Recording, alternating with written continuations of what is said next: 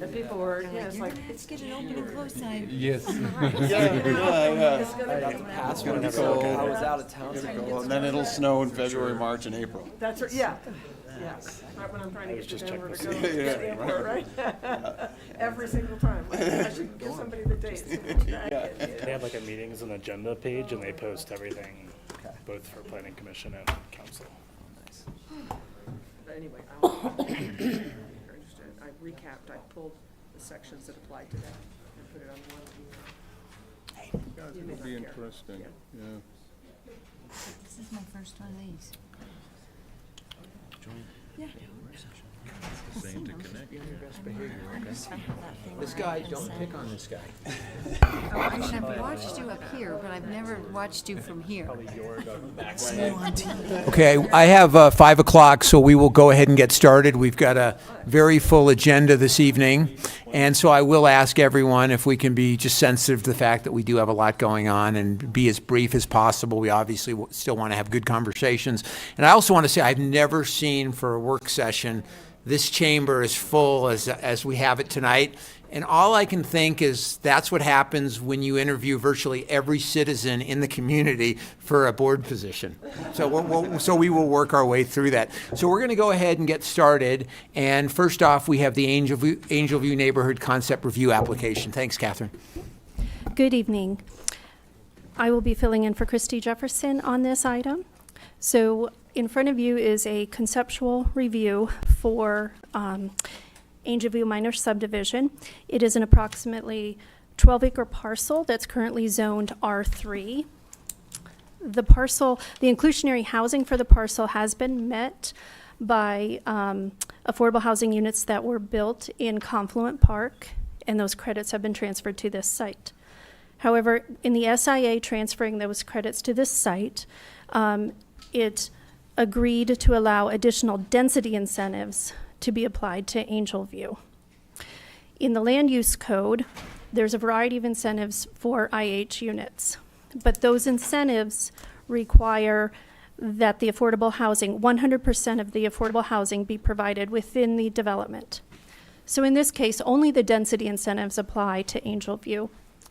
And so with that, some of the deviations that this proposal is requesting are for reduced street frontage, for reduced minimum lot sizes for single-family lots, for reduced minimum lot sizes for duplex lots, for minimum setbacks to be less. They are requesting going down to 12 feet from what R3 requires as 20 feet for the home or 15 feet for a porch, and for maximum lot coverage of the structures.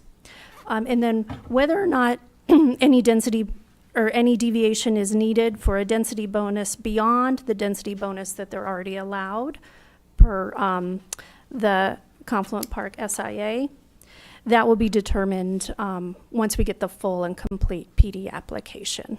So it may or may not be needed.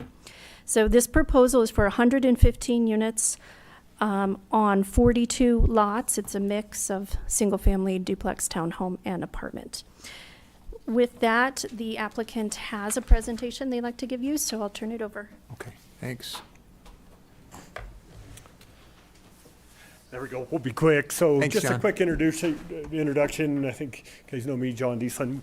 Walt and I, Angel View, in the 4th phase of that now, so this one's Angel View X. We've brought Plone on board, who we are so excited to see, and hopefully you guys, as they put this presentation together, they're both architects and land planners, so they're showing us the architecture as well as the planning and the lot layout. And so anyways, I won't take any more time out of theirs, but I think you'll be excited to see what they put together. Thanks. Yeah, thank you, John. So my name is Ronnie Pelucio. I am the owner of Pelona Architects and Urbanists, and as John said, we're architects and planners. A handful of our staff members here are here, including Anna Ray, who's a planner, Daniel and Lori, who are architects. We'll show you how that ties in, and we're also working with the Crabtree Group and Tracy Vandeveer is here in the room to talk about any technical questions that may come up associated with civil engineering. As you know, this is for the Angel View neighborhood, and I know that you've had an opportunity to look through the submission as well as the supplemental graphics. We thought it would be best to show you a 3D model that we created of the neighborhood that really exemplifies what this thing might look like. Because a lot of times numbers on pages are hard to understand in the real flesh of the plan of what it might look like ultimately as a neighborhood. And our goal is to create a community that really does comply with your comp plan goals. And I plan to show you how this kind of lays out in this 3D form. So you can see the north arrow in the lower right-hand corner, and it's pointing up and to the right. We're going to fly around. North will move around on us, but some good wayfinding pieces here are Chaffee County Road 120 is in the foreground, and to the north of this neighborhood is Angel View 1, which I believe you probably are all aware of. The connectivity between this neighborhood and the adjacencies is important, and as we kind of scroll around here, I'll show you how those occur. So on the east side of the site, there is an entrance along the county road as well as on the west side. So there's two entrances to the neighborhood on the south. That eastern entrance is flanked by two open spaces, and you can see that they are the areas that are the low part on the site that are predominantly used for detention. There are other types of open spaces, and I'll show you how they are distributed around the site and the purposes that they hold. But in general, there's a network of streets and open spaces and alleys that really try to focus the life of the neighborhood on the pedestrian and de-emphasize the vehicle. Get the cars to the backs of the homes and put homes close to sidewalks with front porches so neighbors can have those casual social relationships that create community between your front door and the pedestrian scale and pedestrian level of the sidewalk. What you're seeing in the image here in the foreground is the alley that is the shared alley between the existing Angel View neighborhood and our proposal. And it really shows how homes are alley loaded. There's a diversity of buildings and shapes along alleys as well as on streets. And the mid-block connections that are in the existing Angel View neighborhood that are pedestrian connections between homes will extend from that neighborhood into this proposed phase of Angel View. And here's one in the foreground here. That's important because there's a multi-use path along County Road 120, and there's an extension of that runs through this neighborhood on the north-south road I'll show you in a minute. And the bus service for schools occurs on County Road 140, which is just north of this. So it's meant to be a permeable neighborhood in which people can walk to and from existing amenities, as well as amenities internal to the neighborhood. There's a diversity of housing types in our proposal. There are single-family homes, there are duplexes, there are townhomes, and there are apartments. They're intentionally dispersed around the neighborhood rather than clustered. But big buildings often do best when near big space. In this case, you can see in the foreground, there are duplexes as well as townhomes. And then in front of them, there's a central park with the largest buildings that are part of this proposal being around them. Those are the apartments, or some of the apartments in the neighborhood. All of the homes do have private outdoor space in the form of front porches. All of the single families, duplexes, and townhomes have private backyards. But the apartments, while they all have porches, have limited private outdoor space, so it's important that they be near the largest public outdoor amenity. So the big parks are the places that the big buildings sit around because those users will have immediate access to them, and the big buildings really do a great job defining the space of those parks by surrounding them kind of with their larger form, creating an outdoor room. At the west side of the site, which is in the lower right-hand corner, there are more apartments, and as you know, there's a proposed extension and expansion of another neighborhood that will join into this. So the dead end that you see in the lower right-hand corner of this image will eventually extend into another neighborhood. The largest park in this neighborhood is roughly 3/4 of an acre in size, and you can see that in this image here. The scale of the people in this really help to give you a sense of how large this park it will actually extend, and there will be another park equal or greater to in size adjacent to it. That 3/4 acre park, just to give you an idea of what it means in relation to other things you might be familiar with, an NFL field is about 1.3 acres in size. So this is more than half the size of an NFL sports field. With the addition of the next park, it'll be larger than what a pro football field will be. You can see that the apartments on the right-hand side, again, face onto that large park. And in the background, there's an extension of that path system that, again, connects through the neighborhood so that in addition to the sidewalks that are on street, there are exclusively pedestrian connections that occur throughout the neighborhood. It's very important to hide the parking. It's hardest to do that with large buildings. And you can see that the apartments have pools of parking that, again, occur at the back.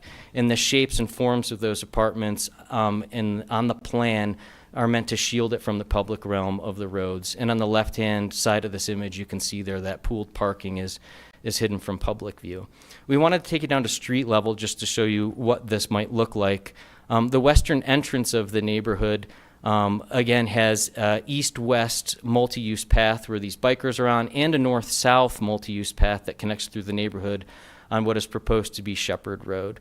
The streets are tree-lined, there are detached sidewalks, there's on-street parking, all of those wonderful things that happen in traditional neighborhoods that, make places lovable. And at the end of that view is that largest park that we talked about. I'm just going to try to quickly take us through the neighborhood and show you what some of the scale of buildings as well as buildings on lots might look like. Because in the end, what we'll be seeking is a PD that modifies some of the existing municipal code regulations about lot sizes. And this is really what it is that we intend to build. It's not foreign to you because you've seen these before. And, it actually makes a really wonderful public realm. So these buildings are close to the sidewalk that allows pedestrians on sidewalks to see people on their front porches. Again, the streets are tree lined. We intentionally faced homes onto the county road here. We want to slow traffic down and make that an appealing place. We're not turning our backs to it. And here's one of those mid-block connections. The architectural style that we're proposing is a mix of traditional building forms and some of the more eclectic shed roof modern forms that you do have in your community. The general proportions and scales of the buildings that we're proposing overall are more traditional in shape. So they should be familiar to you.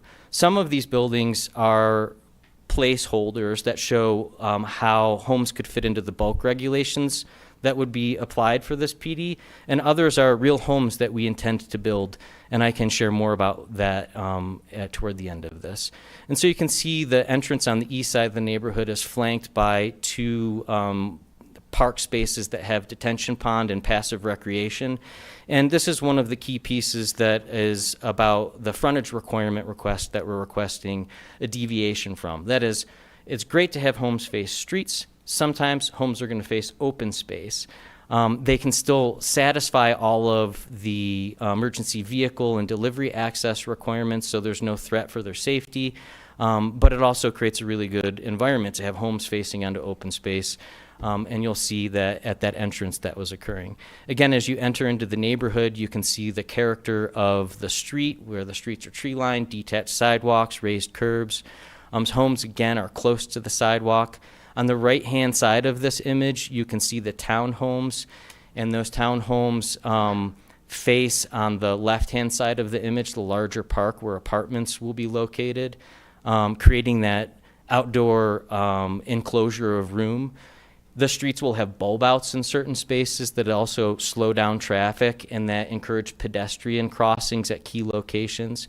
There is on-street parking for both the residents and guests.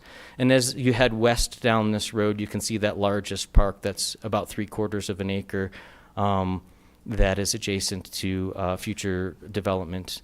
On the right-hand side of this is that extended multi-use path, and the pedestrian path on the west. On the other side, you can see the mid-block connection. There's an image of a woman that's walking between the buildings there that connects into the center of the neighborhood. Just a few more points on this. Some of the homes, we plan to have them connect to their garages. And that's important because we're trying not only to meet a diversity of building types, but diversity of users. And for those people that would like to age in place or that have mobility needs, rather than just satisfying accessibility requirements through apartments, we aim to have main level living in some of the homes.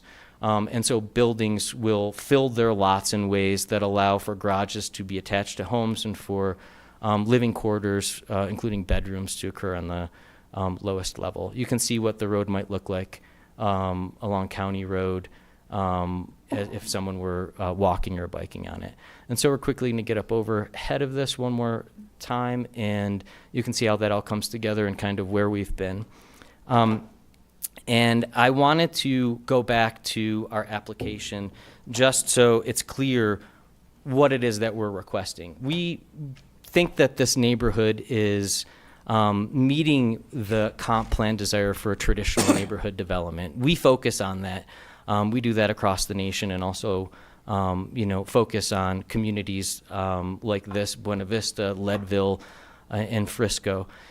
That being said, these communities are alley loaded. They have all of the traditional designs of streets and homes relationships to roads, and we think that we're accomplishing that. We also think that through the diversity of homes and home types, that we're meeting some of the objectives of the Chaffee County's housing report. And I can talk a little bit more in detail about that if there's questions. In the lower right-hand corner of this image, you can see more closely what's being requested. That is a demonstration of, in yellow, the existing underlying R3 code. It says what those dimensional standards are. And on the right-hand side, in orange, what the requested modifications are. We also included in green what your current inclusionary housing benefits are. And you have communities and neighborhoods that have those standards implemented. We're asking for dimensional standards very similar to what your inclusionary housing dimensional standards offer. So it's not foreign to you. You know what this is. And again, it allows for us to achieve a certain kind of density, but it also does a wonderful thing for placemaking. We see that you're moving toward changing your municipal code, and also believe that this is more in line with the direction that seems to be heading through draft code revisions that we've already looked at. One other thing to quickly talk about is our intent with this page, if you read it, is to promote the construction of porches. And we were suggesting that happen through a definitions modification, and that porches do not qualify for lot coverage. And that is because in many cases, if a builder is presented with an option for maximizing their lot coverage and evaluates the benefit of a sellable conditioned square footage, like habitable interior space versus porch, and they count towards your lot coverage the same, and you're trying to maximize your lot coverage, people usually forfeit building porches, and then instead they build large homes. That's getting into the weeds a little bit, but our goal here with this is to promote the construction of porches. We were suggesting doing it through a definitions change. We've already heard through staff that it might be best to handle that through the dimensional standards, and then the next round we plan on making a slight change to the dimensional standards request to address that. Okay, you all know where it is. You know where Confluence Park is, if that was a question. We've advanced the preliminary plat. We intend to come back in a couple of, within a month with a formal application because we feel like we're well prepared.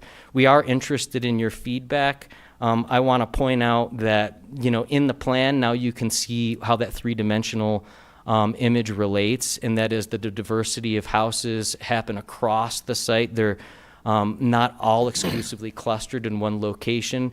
The graphic in the lower right, while it might be hard to read, has the same colors that are shown on the plan, and it shows the stratification of amenities within units that would meet those objectives that the housing study calls for. It's like there's a range of house size and house type, and consequently there will be a range of income level, people with different income levels, household structures, and square footage needs that could live in this neighborhood.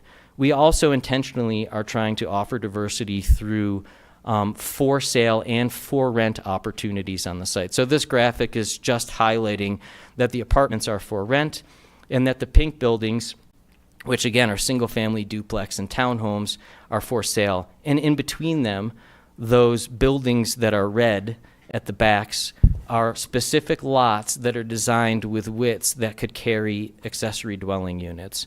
That could be another form of affordability and rental through individual ownership on site that we think really fills a certain segment of users and potential buyers and renters in the community. We also wanted to show you how the open space and connectivity. If we could wrap this up, because I know there's going to be more conversations. I really want the Planning Commission to have an opportunity to weigh in, and we've got a ton of people to interview tonight, so. Sorry, Mayor. That's okay. Last image here that I'll talk about, and I'll flip through the rest quick. Open space and connectivity. You can see how these parcels are connected. And then the architecture that you saw in the 3D model is architecture that we plan to pursue. We actually have building plans created for these already that meet those target square footages. So that actually is the end of the presentation, and thanks for hearing us. We really look forward to hearing your feedback. Thanks. Who would like to begin? Yes, Councilmember Casper. I'm totally impressed by the plan. I think you're correct. It fits into the comp plan. I like the thought about connectivity. I like the thoughts about diverse neighborhoods, all these options. And I realize that some of that also helps us with sales prices maybe being affordable to some degree. Which brings me to my part. With any kind of request for deviations in a planned development, the city obviously will ask for a little bit of a give back. And I do not want to be specific right now what that would be, but that would be my expectation, that staff and you guys figure something out that feels fair, that has deed restriction on it, that we actually have affordability, not just when this project is done, but maybe in 10 or 20 years as well. Go ahead. Councilmember Critelli. Yep. For staff, you mentioned density credits and then contemplating what might constitute density bonus. How do we arrive there? How do we determine that? So it is spelled out in the code, the density bonus that they are allowed. And this is based on the fact that they have transferable affordable housing credits from Confluent Park. And in that SIA, it specifically said that when those are transferred to another site, they can use what's called the IH density bonus that's in our code. And what that is it allows, so in R3, the density that is allowed if they did not have the bonus would be 2,400 square feet per unit, and they get the bonus of 2,100 square feet per unit. So that's the increased density that the Confluent Park SIA allows them. Thanks. Anybody else? Yeah. Catherine, while you're up there, when you're talking about the square foot of the density bonus, you're talking about the square foot of the lot, or the square foot of what are you referring to? So right now, and we have to come to a, once we get the full PD and see the final lots and everything, we'll evaluate it more. But looking at it just from the perspective of 115 units on 11.9 acres, that comes out to, I believe, about 4,500 square feet. Square feet of? Per unit across that whole 11. Square feet of what? Well, it means every unit, it's Is it a Lot is it a doesn't have lot to be- size A square lot. footage? Not a or lot size. a It's lot coverage square foot? no, Or it is a unit square foot? It's how many, so with 11.9 acres, Right? if you were to take that square footage and divide it by 2,100, the density bonus they're allowed, that's going to come up with some number. I don't know off the top of my head, but I'm going to guess it's about 250. That would be the number of units they would be allowed across the whole site. Okay. And right now, They're they're doing proposing 115. 15. Okay. Yes. Now, there is some discussion as to how does that play out on a lot-by-lot site? Sure. On individual lots? And I don't have an answer for you. Well, we'll see that when we see the whole plan. Yeah. Mayor, I have a couple of other Yeah, go quick ahead. comments. First of all, I want to say, I agree with Harold. Looking at what you've designed here is so much better than the first phases of Angel View from a design standpoint, from a pedestrian standpoint, all of that. I wonder if there could be more park space. Also, I bristle at the thought of allowing a lot of deviations that are not connected to deed restrictions for permanently affordable housing. We have fought very hard to try to get these. I understand that there was Confluent Park, the credits were transferred, I get that.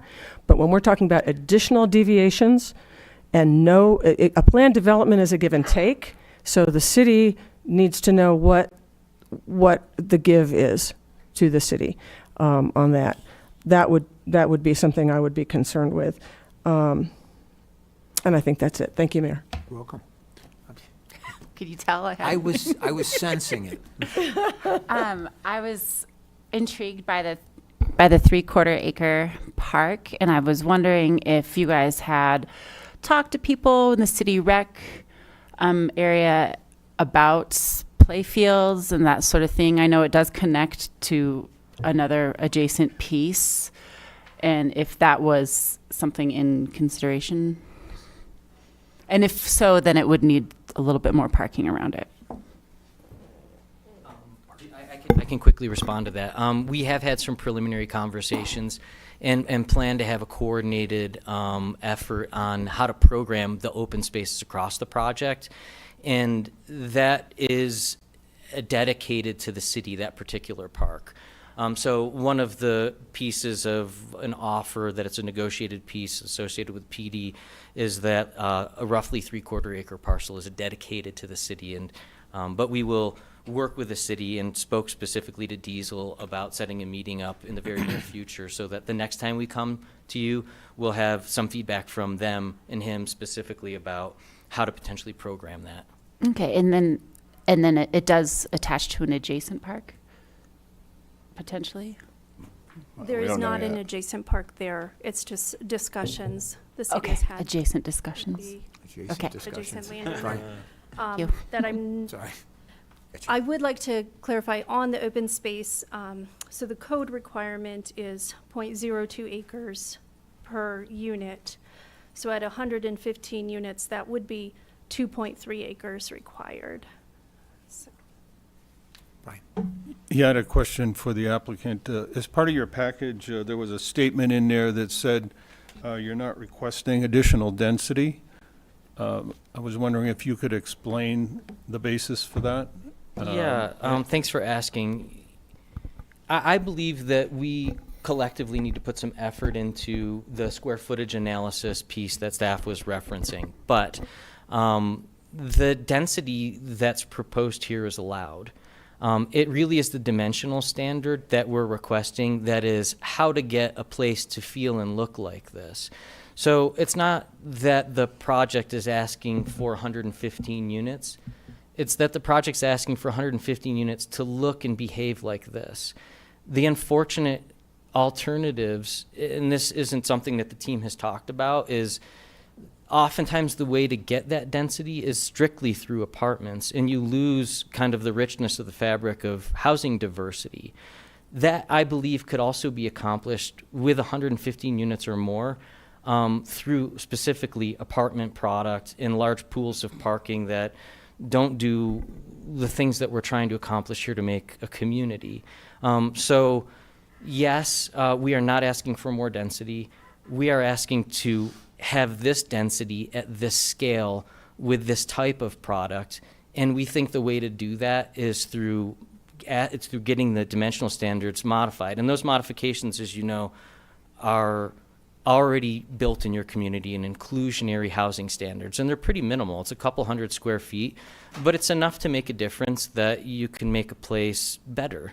And that's why I was referencing the direction of your municipal code. While not on the table right now, the general direction of your code is moving away from those more suburban standards and allowing homes to get close to sidewalks and reducing lot square footage, responding to the needs and construction methods that are available locally. And we're trying to do that here as well. We're just trying to do it before the municipal code gets adopted because the team is interested in building, in the very near future.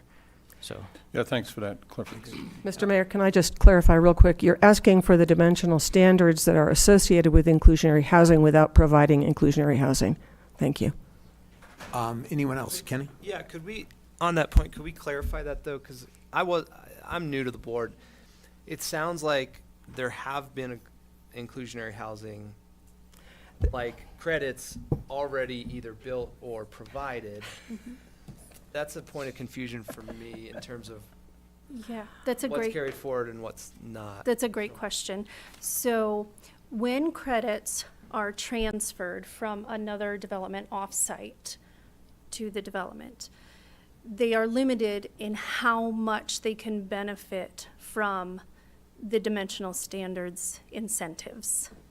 So we have a whole host of incentives. If you build 100% of the inclusionary housing requirement on site, then you get a whole list of dimensional standards and density bonuses or credits.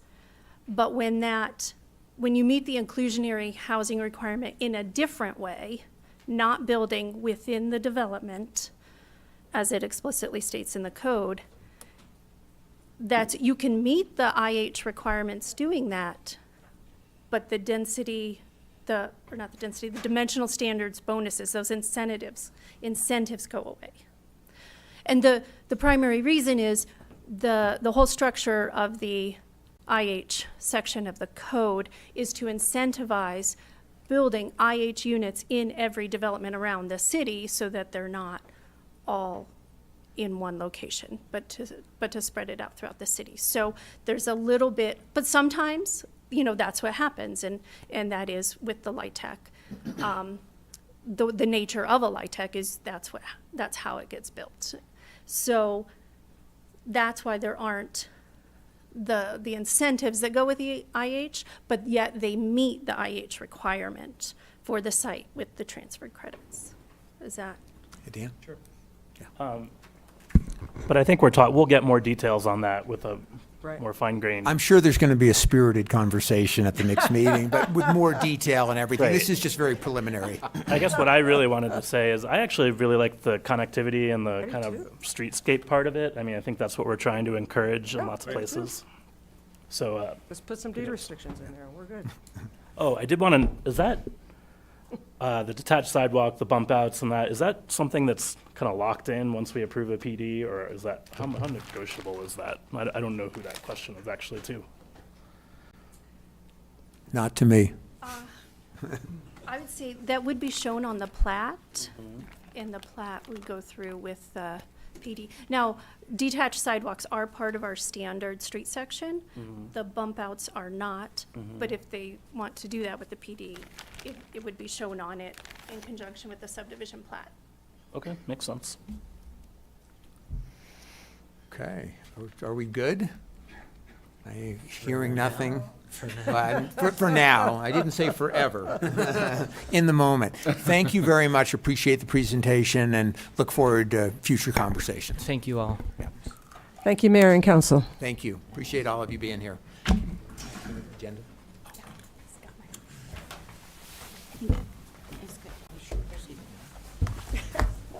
Great oldies. Okay. We have a slew of interviews to do this evening. And we're going to start with the Sustainability Committee, and I believe everyone should have some questions on that. And one thing I just wanted to throw out there to the group to get a feeling on is when we get to the tree board, we have 6 people that have applied for 6 positions. And I'm wondering if in the interest of time, given that everyone is going to be appointed, sorry to ruin the surprise for anybody this evening, if maybe we hold off on doing the interviews. If anyone feels inclined to get up, and they've put all kinds of time, you're more than welcome to. But I just wanted to throw that out there because the next meeting starts at 6. Sorry. Good evening, Council. So we have applicants for the Sustainability Committee. Just to clarify a couple of things, we have 5 to 9 positions open.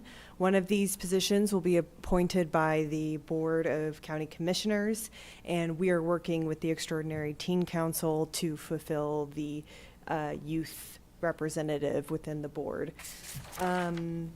We have advertised it in the Mountain Mail, and because of the quick nature that we wanted to get this committee up and running, not all of our applicants are here tonight, but you guys have all of the applications. And if you have any questions, I'm right here.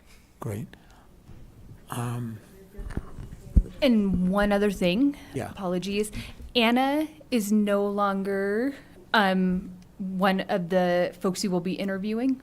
Yeah, and just so everybody knows, is she lives in Howard, so she's in Fremont. Incredibly qualified, talented person, but the way the code reads, you have to live within the county. So, and so, okay, so 5 to 9, but my thought is, given the caliber of the applicants that we have here, I would certainly urge that we do the 7 that we can appoint, plus the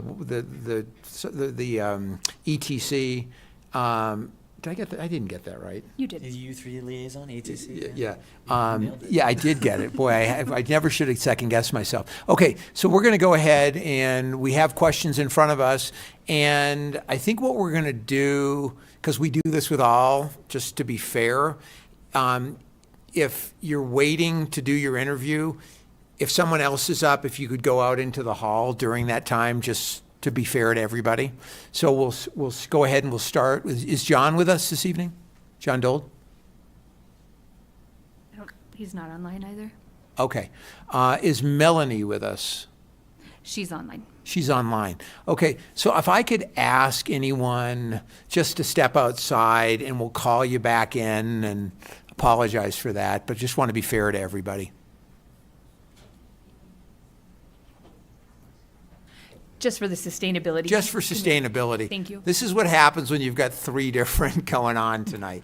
Okay, Melanie, are you with us? Anyone that wants to start with the questions? I'm here. Can you hear me? Yeah, thank you so much for being here. The way this will work is council will ask you a few questions, and appreciate that. So, Quick clarification, how many other candidates are online? And I think Melanie is the only one for this committee. okay, that really logistically works out great. perfect. 'Cause I don't know how you keep them from hearing. We're good. We're good so far. Thank you. Okay, who'd like to go with the first question? I'll go. Yeah, go ahead. Melanie, this is Dominique Nacarado. Can you please describe your interest with respect to being on the Sustainability Board and assisting with the implementation of a citywide energy action and climate action plan? Sure, absolutely. Hi, Dominique, and greetings to you all. Thanks for the opportunity to connect with you. I'm in DC this week, so I'm sorry to miss you in person. My background is in a mix of working for conservation nonprofits in the federal government, domestically and globally, in a mix of roles, philanthropic, media, public affairs, and specifically for our climate program.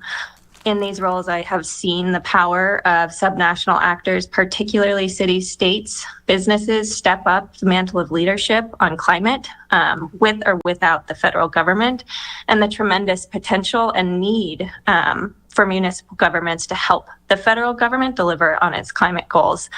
I would be honored to join a committee of like-minded people in helping Salida implement and strengthen its climate commitments over time to make them aligned with the best available science, with statewide commitments, and do the best for our city.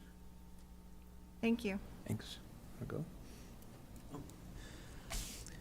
Yeah, hi Melanie, this is Councilmember Critelli, just wanting to know what strengths you bring to the Sustainability Committee, even though Which might have just been addressed. Sure, But no, we're I'm happy asking to it answer that. I think that I would play a valuable role in helping link the honestly global and national level climate movements to Salida and what you're doing in your backyard. Thinking about opportunities, there's more federal resources available than ever before for Salida and other cities to implement their commitments.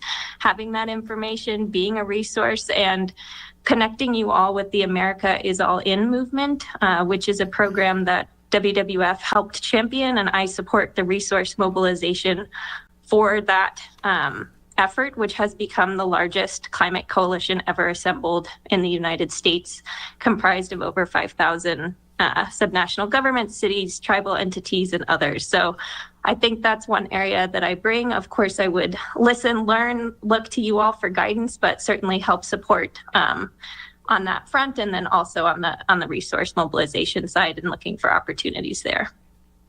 Great. Thank you. Melanie, this is Harald Kasper. I will get a little bit off script. Well, you know, it's because we want to give the same questions to everybody. Well, we just have 3 questions. No, I understand, but we stick with the. Okay. Yeah. Yeah. Yeah, just because it's Then got to be you fair to can ask everybody. them. Okay. Just, what do you see as the city's top 2 priorities for the next 2 to 3 years? I'd love to see a little bit more about the measurement of your current climate goals. I've read your climate plan. I've read some of your energy commitments. I would look forward to learning a little bit more about the current status of those implementation efforts and how we could strengthen them, even in the next couple of years, to become a little bit more ambitious where possible. Again, sort of trying to understand the measurement and the current progress, and then working together with folks to see how we could strengthen those over time. Great. Thank you. Appreciate your time. Enjoy your time in DC. Thank you. Thank you. Is David with us this evening? Yes, he's in the hall. Oh, okay. Yep. Yeah, Harold, I just want to make sure we keep the questions the same for everybody. Like relevance. Well, there's no way we're making it on time to this meeting. I hope you know. I know. It's a fool's errand. I know. Great. I know. Thank you. Appreciate you being here. Thank you for having me. It's an honor. Hi, David. I'll throw out the first question. Please describe your interest with respect to being on the Sustainability Board and assisting with implementation of a citywide energy action and climate action plan. Thanks for that question. Yes, I work in the environmental space. I've worked for the National Renewable Energy Lab for about 12 years now, and I've been doing that because I care very, very deeply about that.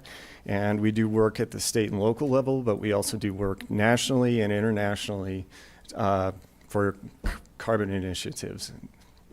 And I also have 2 kids, and I want to leave them a better planet.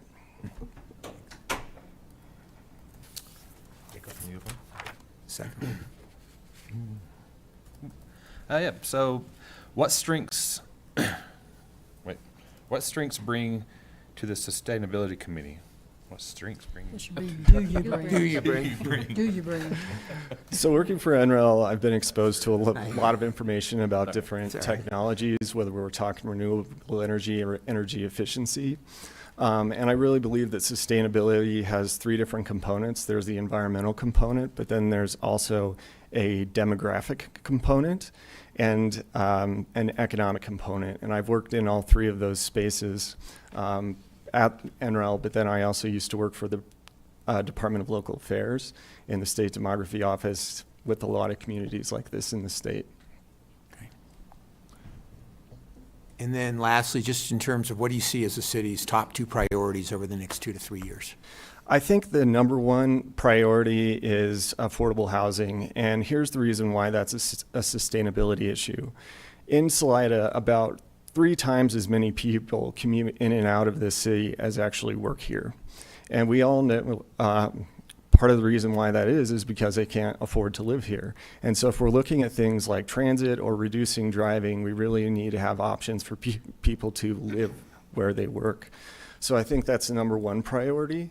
The second priority, I think, is in the building space and encouraging energy efficiency.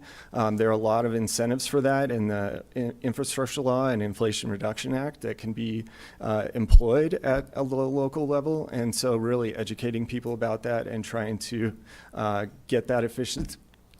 Sorry, I'm a little nervous. Get those efficiency measures employed here can really save a lot of greenhouse gas emissions, especially because a lot of the existing housing stock is quite old and not necessarily very efficient. Thank you very much. And next up, we have Julie. If you wouldn't mind waiting up. I guess now at this point, you're fine to sit. Yeah, sorry. Yeah, now that you've heard the questions, yeah. Whatever. Took me a second there.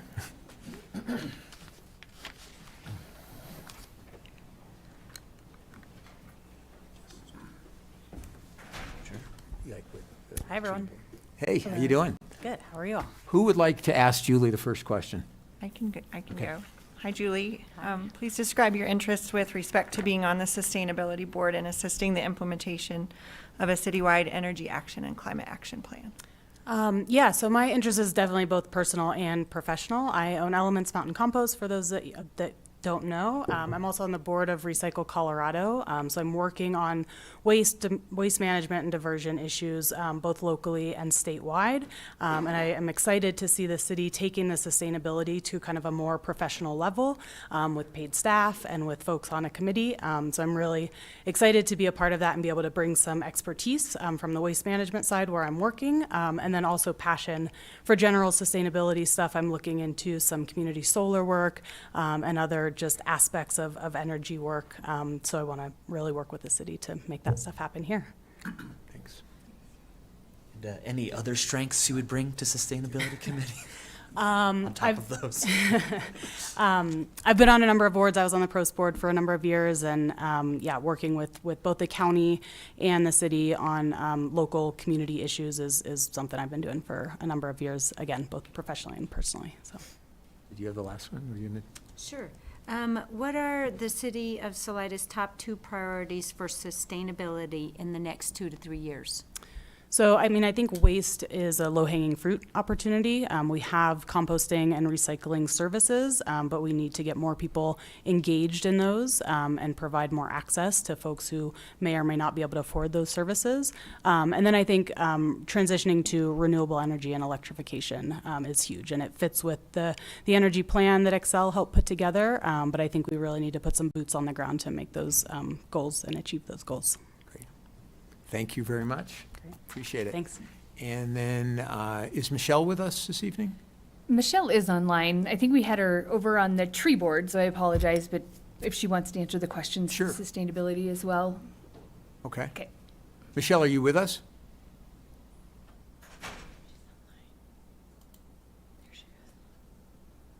Oh, yes, I am. Can you hear me? Yeah, thank you. Thank you. Appreciate you being here. So what we're doing, we're asking some questions. And the first one would be just to describe your interest with respect to being on the Sustainability Board and assisting with the implementation of a citywide energy action and climate action plan. Thanks for the question. Sorry, I'm not there. I had COVID recently, and I don't want anybody to get it. We appreciate that. Sustainability work is a passion for me, something that I have taken on both personally, professionally, is a volunteer, paid, and it's something that I really want to do. And if I can help out the city by, bringing some of my skills, time, and expertise, I'd be happy to do it. Thanks. Michelle, what strengths do you bring to the Sustainability Committee? I think I bring several. One of them is that I have been on the city council for Sitka, Alaska.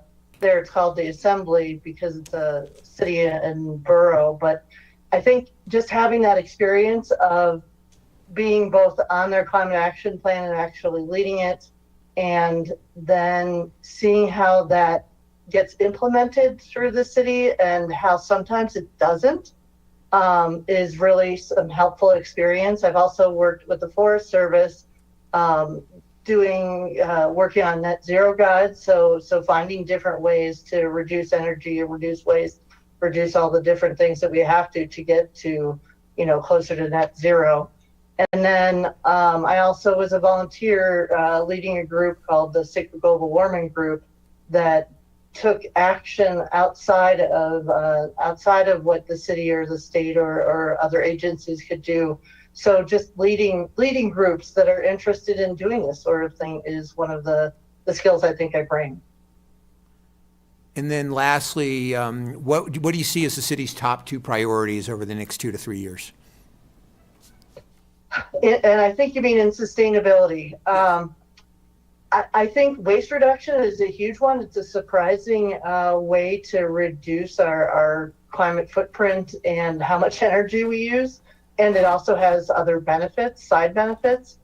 I also think that both energy efficiency and moving to electrification is going to be really important. That was one of the neat things about Sitka, is that we had a dam for all of our renewable energy, and we were converting everything to sort of a dual system and being able to use electricity that we were generating.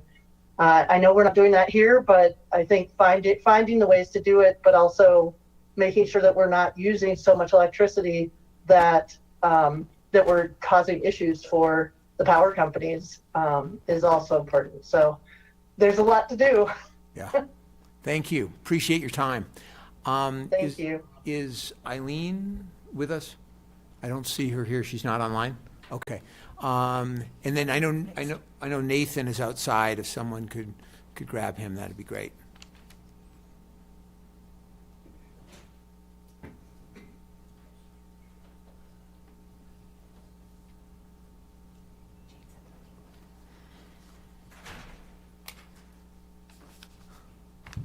Thanks, Nathan.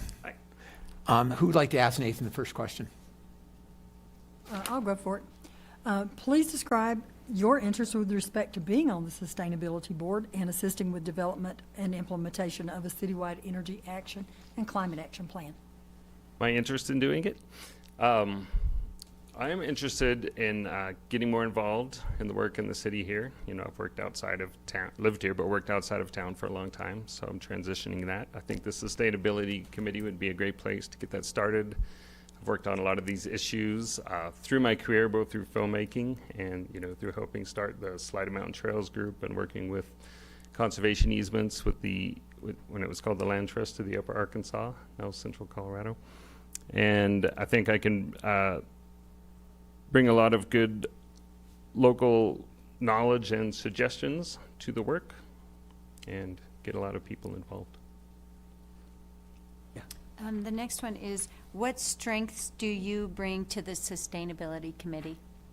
I think the strengths that I bring, obviously I've worked in media my whole career. So, as far as media, getting the word out about the programs, presenting it in different ways and different mediums, that would be a very direct one. I have a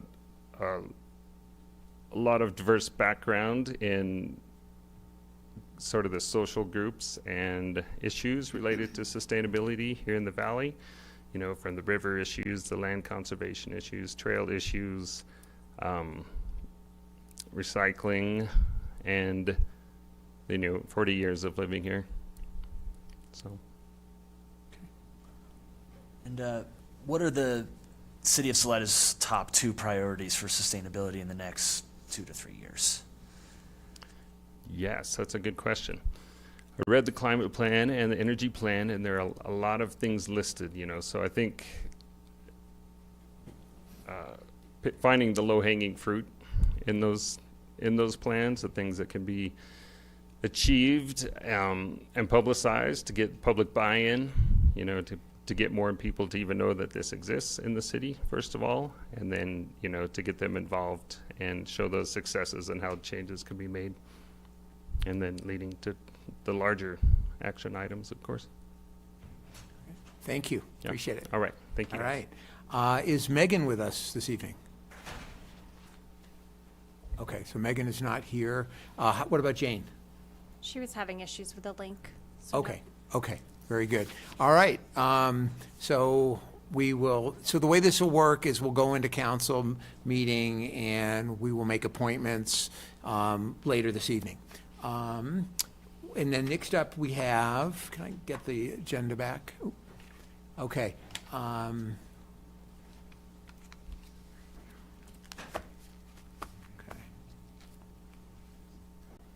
Okay, now we have the tree board, and given that we've got a few minutes, if there's anyone that really would like to speak, you're more than welcome to, but everyone is going to be appointed on this, so. Well. It's a numbers thing. I was not a math major, but 6 into 6 seems to work. All right. Okay, I made a really cute PowerPoint I'd like to share with you guys. okay. Cool. I'm a retiring kindergarten first grade teacher in May, so it's very elementary. How many trees did you kill? And we are all retired kindergarten students. So, yes, I'm retiring in May, and I'm excited just to become part of the community. Okay, do you mind going to the mic? Thanks, just so, because people are watching online. Yes, I my didn't name get is the Karen email Duquette. I'm from retiring from a kindergarten first grade teacher in May, and I just want to become part of our community. I've lived here since 2013. In my little PowerPoint, I've included that we planted 7 summer snow trees in our walkway, one of which was adopted from the tree board. And I'd love to get our kids involved here in the community and teaching them more about the importance of trees. And I've put a really cute poem in there about advice from a tree that I'm going to live for this year. It includes drinking water, enjoying the view, being proud and confident. So thank you. Thank you, really appreciate the time you put into this and your willingness to serve. Was there anyone else from that board? Okay, I don't see anyone. So let's move on to the airport board interviews. And the regular meeting is going to probably be about 15 minutes late tonight. But we're going to start with, my understanding is that, is Ardith here or did she pull her name? She pulled her name. Okay. Is Barbara with us this evening? Yes. Oh, great, thank you. Yes, please. And for this, we do not have questions, so. Okay, I want to thank you for considering me for the Airport Advisory Board. I want to go over real quick some of my qualifications and why I'm interested. You'll see why, and see if this fits into what you're looking for on the board. I do have a business degree from the University of Washington. And after that, I got my pilot's license. I have my commercial instrument ratings.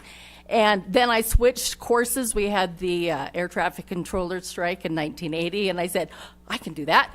And so I applied, and I got it, and trained. We go to Oklahoma City and train. They drop 50% of the people. You go back to your facility.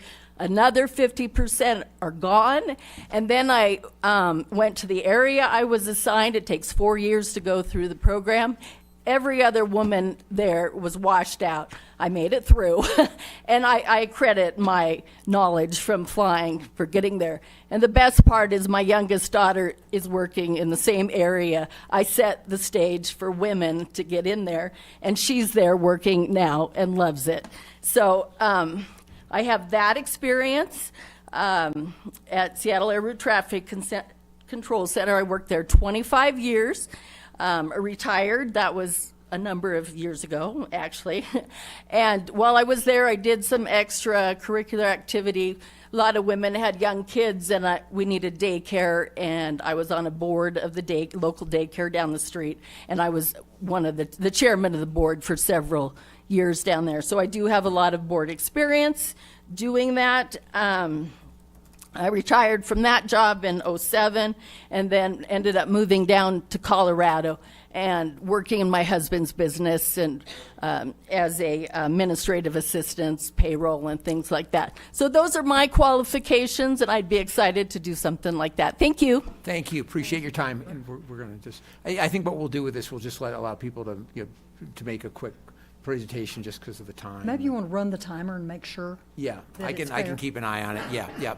And then, so next up, we have Jim Dixon. Yeah. And we're just going to try to keep this to a couple of minutes, just because, yeah. Because we got a lot on the agenda.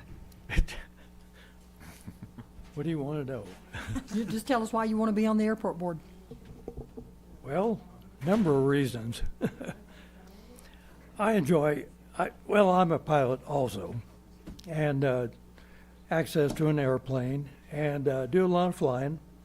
I've been on the board for quite a while, and if I could be reappointed, I'd enjoy it. The everyday operations of the airport I enjoy, helping out, and putting our input to the manager, county, and the city for a better operating airport. That was way under 2 minutes. Yeah, good, thank you. Thank you. All right. That's it? That's it? Yes, thanks. And then Rob Dubin.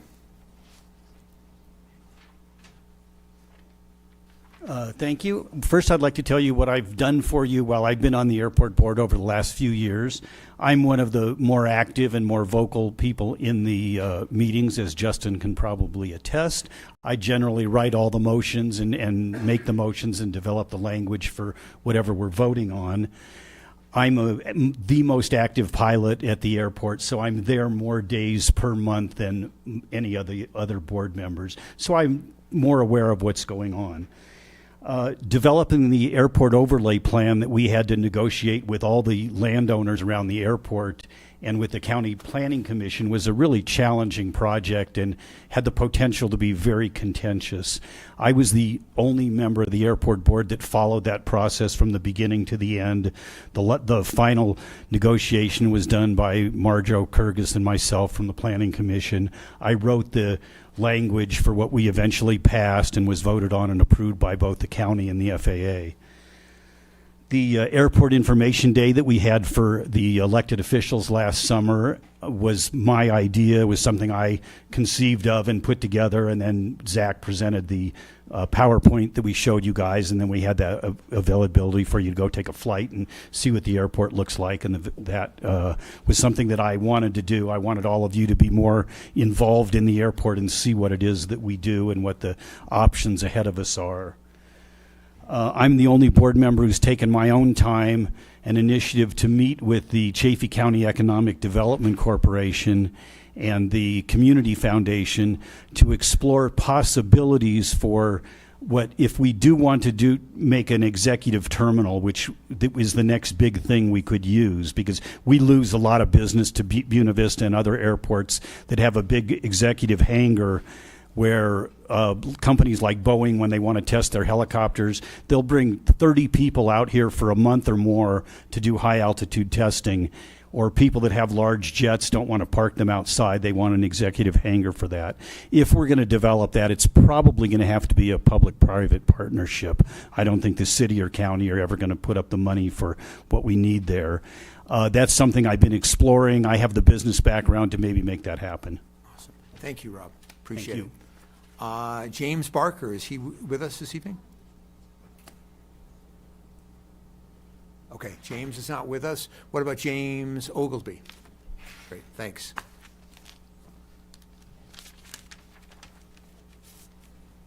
Well, I'm new to this in the public sector, but I have spent a lot of personal time and unofficial time with Zach and the others out at the airport. I have developed personally, I'm a licensed pilot, got my commercial pilot's license in 1970, if that dates me a little bit.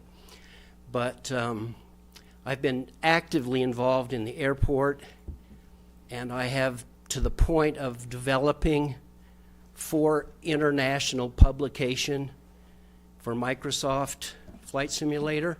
I have completely designed the airport and introduced that into the system, so I'm very familiar with the airport and how it's grown. I've visited with Zach and others extensively about the need for improvements, as was mentioned, the executive hangar. The other things that I would like to see happen is improved taxiway down the taxiway Alpha down to the end of 2-4. Because of safety reasons, back taxing on the runway is not a good thing. I would like to see a valuation of fees and some of the costs that pilots and people on the airfield have involved, and maybe make it a more revenue-friendly to the county and to the city. I would like to see the airport runway widened to accommodate the bigger executive airplanes and even some smaller commuter airliners. I've seen Montrose, what they've done to their airport. Now they have gated full service. When I started there in the Civil Air Patrol, they were small, didn't have any of that. Alamosa also has developed, and they have a regular commuter airline service daily. So I think that the potential for Salida Airport, with some improvements to the facilities, could increase traffic and bring some of the tourist dollars and some of the industrial or commercial dollars to the county and city. Great. And Thanks. I think that would be really important to do. Thanks for your time. Mm-hmm. Is Michael with us? Mike, yes, come on up, please. Thank you. Council members, Mayor, my name is Michael Marino. I'm a citizen of Ward 3 over on C Street. I moved to Salida about a year and a half ago. I love the city. I think we all do. And I'm a commercial airline pilot when I'm not sitting here. Before that, I was a NOAA hurricane hunter. I used to fly through hurricanes down in Florida. Salida is very special, as we all know.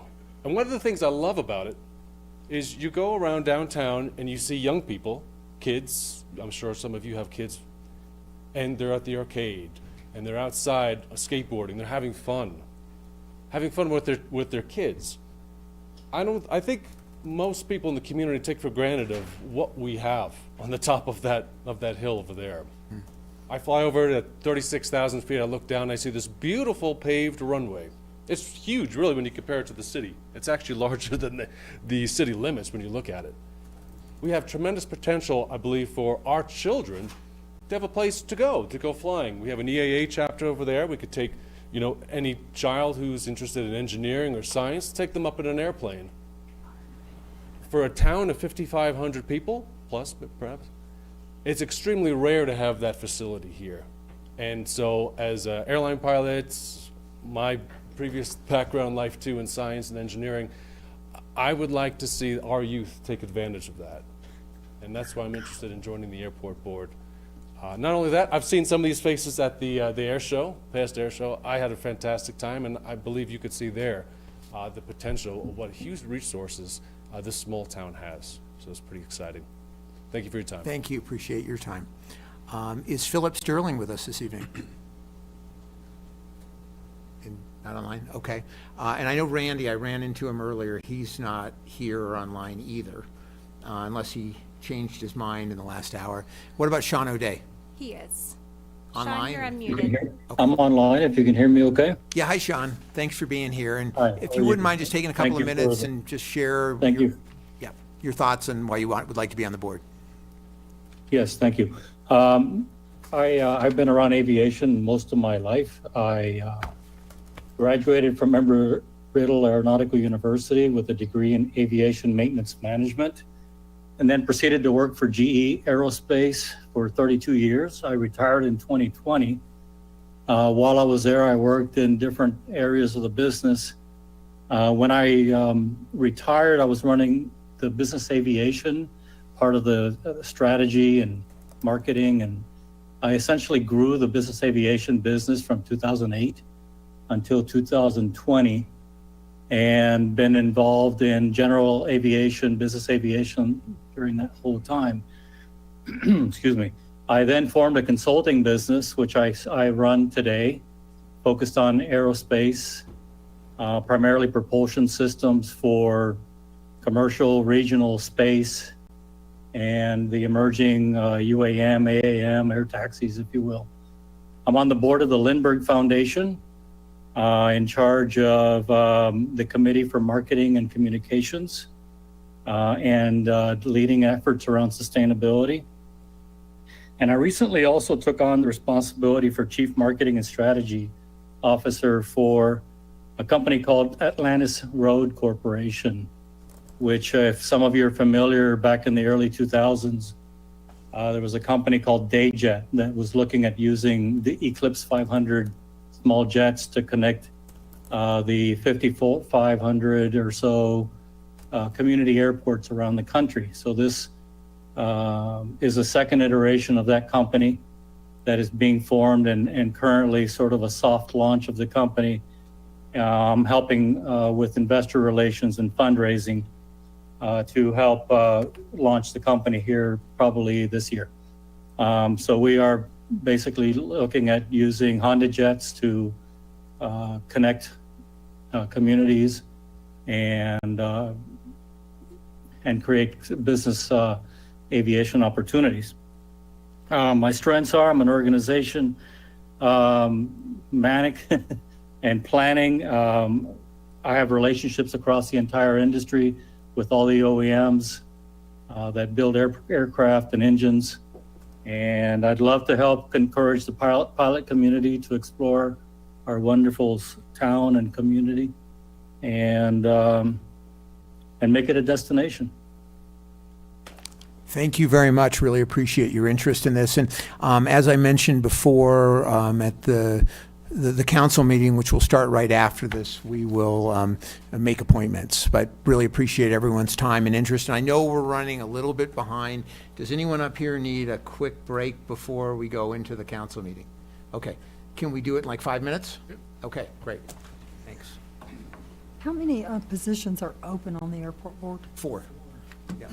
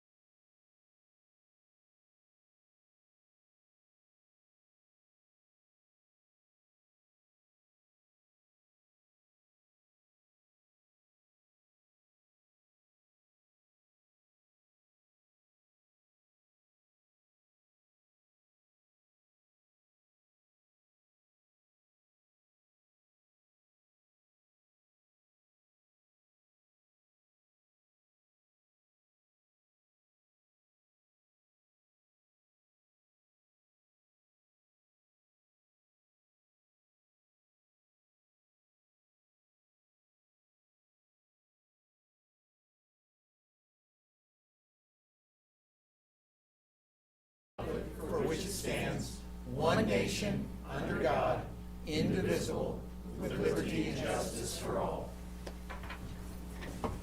And Aaron, can you take roll call, please? Critelli, Present. Fontana, Here. Casper, Here. Nacarado, Yes. Here. Pappenfort, Present. Stevens, Here. Mayor Shore. Here. A quorum is present. Great. And that'll take us to the civility invocation. Thank you, Councilmember Casper. We're here working together to create a thriving community. It is the intention of the Salida City Council to promote civil communication by adopting the following guidelines for speaking to the public in the City Council chamber. It is our hope that by acting in this manner, we can help create a safe space for people to share their perspectives and opinions. We honor the opportunity to be engaged in the process of governance for the benefit of our community. We acknowledge that each of us brings a unique perspective to this conversation and that our perspectives may differ. We challenge ourselves to value varying points of view and hold all contributions as equally important. We understand and accept that while we may sometimes disagree, we can always be courteous and kind. We commit to respectful language, avoiding rumor, harsh criticism, or personal accusations, even when feeling emotionally charged. We will, to best of our ability, speak thoughtfully and listen with attention, respect, and curiosity. We are confident that there may be even better solutions than any of us have thought of, which may be discovered through civil conversation. We affirm our support for women's rights, including equal pay, equal treatment under the law and in the workspace, and the right to determine choices that impact the direction and personal values of one's life, including all individuals' reproductive health choices.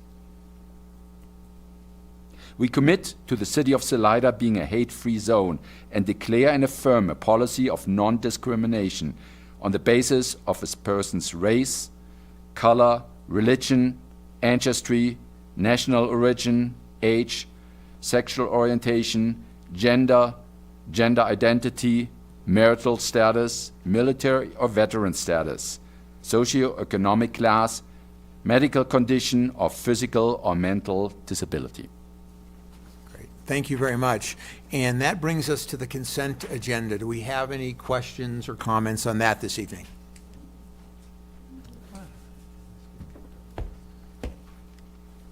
And if there are none, I would gladly entertain a motion.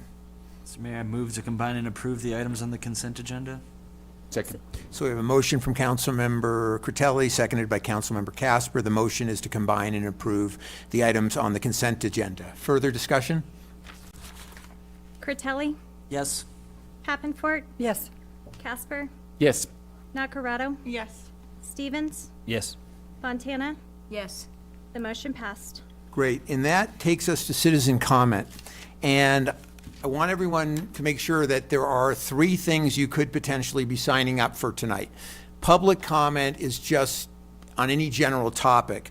The other 2 are very specific to a couple of public hearings that we're having. So if yours is a general comment, I'm hoping you're signed up there. We can play around with that as we get there. And there is a 3-minute time limit. And I'm going to hold everyone strictly to that. There are going to be a lot of people speaking tonight, and I want to be fair to everybody. So you all get up to 3 minutes. Now, with that said, if anyone feels they didn't get enough time tonight, please feel free to reach out to me after the meeting. I'm more than happy to discuss with you. We're just not going to be able to do it tonight. Make sense? Okay. All right. So first up, I have Jim Miller.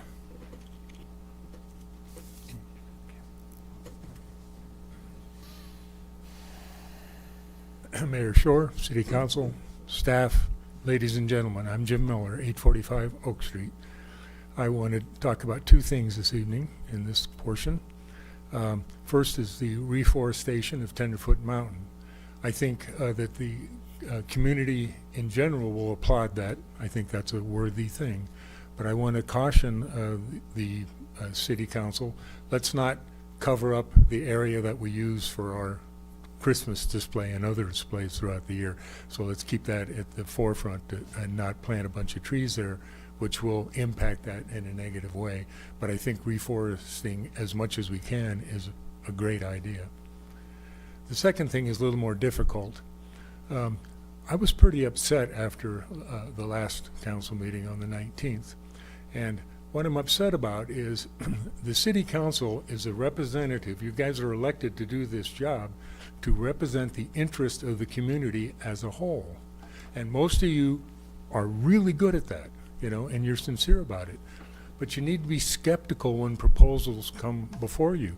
You're our negotiators, and there is no such thing as a perfect plan. I have never had a perfect idea in my entire life. And, you know, we're better collectively. And so input from the public, even if it criticizes something, is often a good idea. And we depend on you to ask the tough questions for every proposal, and not just become, you know, part of the cheerleader squad for any particular idea. And that's what I'm asking you to do, is to do your elected position, be skeptics, negotiate tough, come to better solutions to the problems that we all face. Thank you very much. Thank you. Jim, thanks for being here. I heard you spelled out a couple things. You're excited about the potential to planting trees on S Mountain. The second issue, you shared that you were upset after last council meetings, criticizing us for not asking tough enough questions to, I think, one of the development proposals that was up on the table. Thank you. And then next up, Danny Taylor.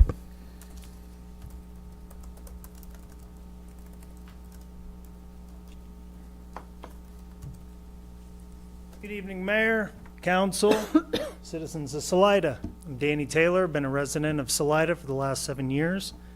My reason for coming tonight is to talk about an upcoming proposal of an ordinance for non-open carry in downtown.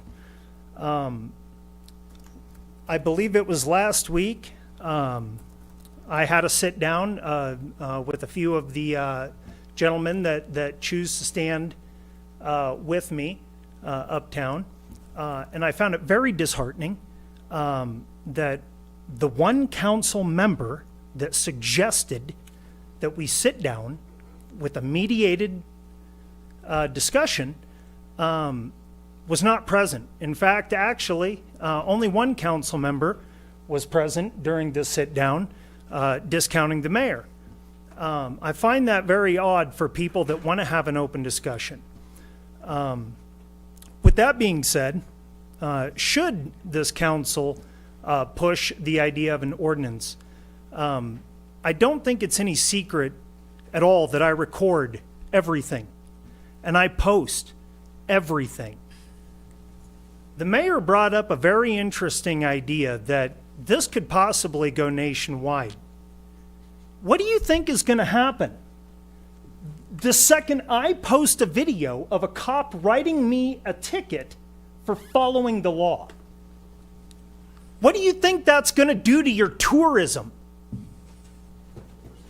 Now, recently, I've been also described or called a hostage taker of downtown. Now, someone that takes a hostage tends to have a list of demands.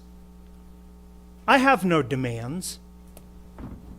I'm simply a man exercising rights. Again, I have said this. I'm exercising rights that people choose not to exercise. I'm not a threat to anyone except to people that want to stop me from exercising those rights. If that's you, well, then I'm sorry to say, you're on the opposite side of things. You see things differently than I see things, and I'm not going to be able to convince you otherwise because you won't talk to me. Again, I don't have any demands. I'm not a hostage taker. I'm not taking anyone hostage. I think you guys need to start choosing your words a little more carefully. Thank you for your time. Thank you, Danny. Appreciate you being here tonight. What you talked about tonight, your reason for being here is to speak to this non-open carry downtown potential ordinance. You spoke to having a sit-down last week, and you raised some questions around the fact that there was a council member who suggested mediation that wasn't there, and that should the council push this idea of an ordinance, you talked about how you record everything and what would happen if you posted a video of you receiving a ticket from a police officer for doing something lawful, and what that might lead to. You talked about how you don't have any demands, you've been called a hostage taker, that you're simply exercising your rights, you're not a threat to anyone, you just see things differently, and would love more conversations. Thank you. And then we have Chris Welter.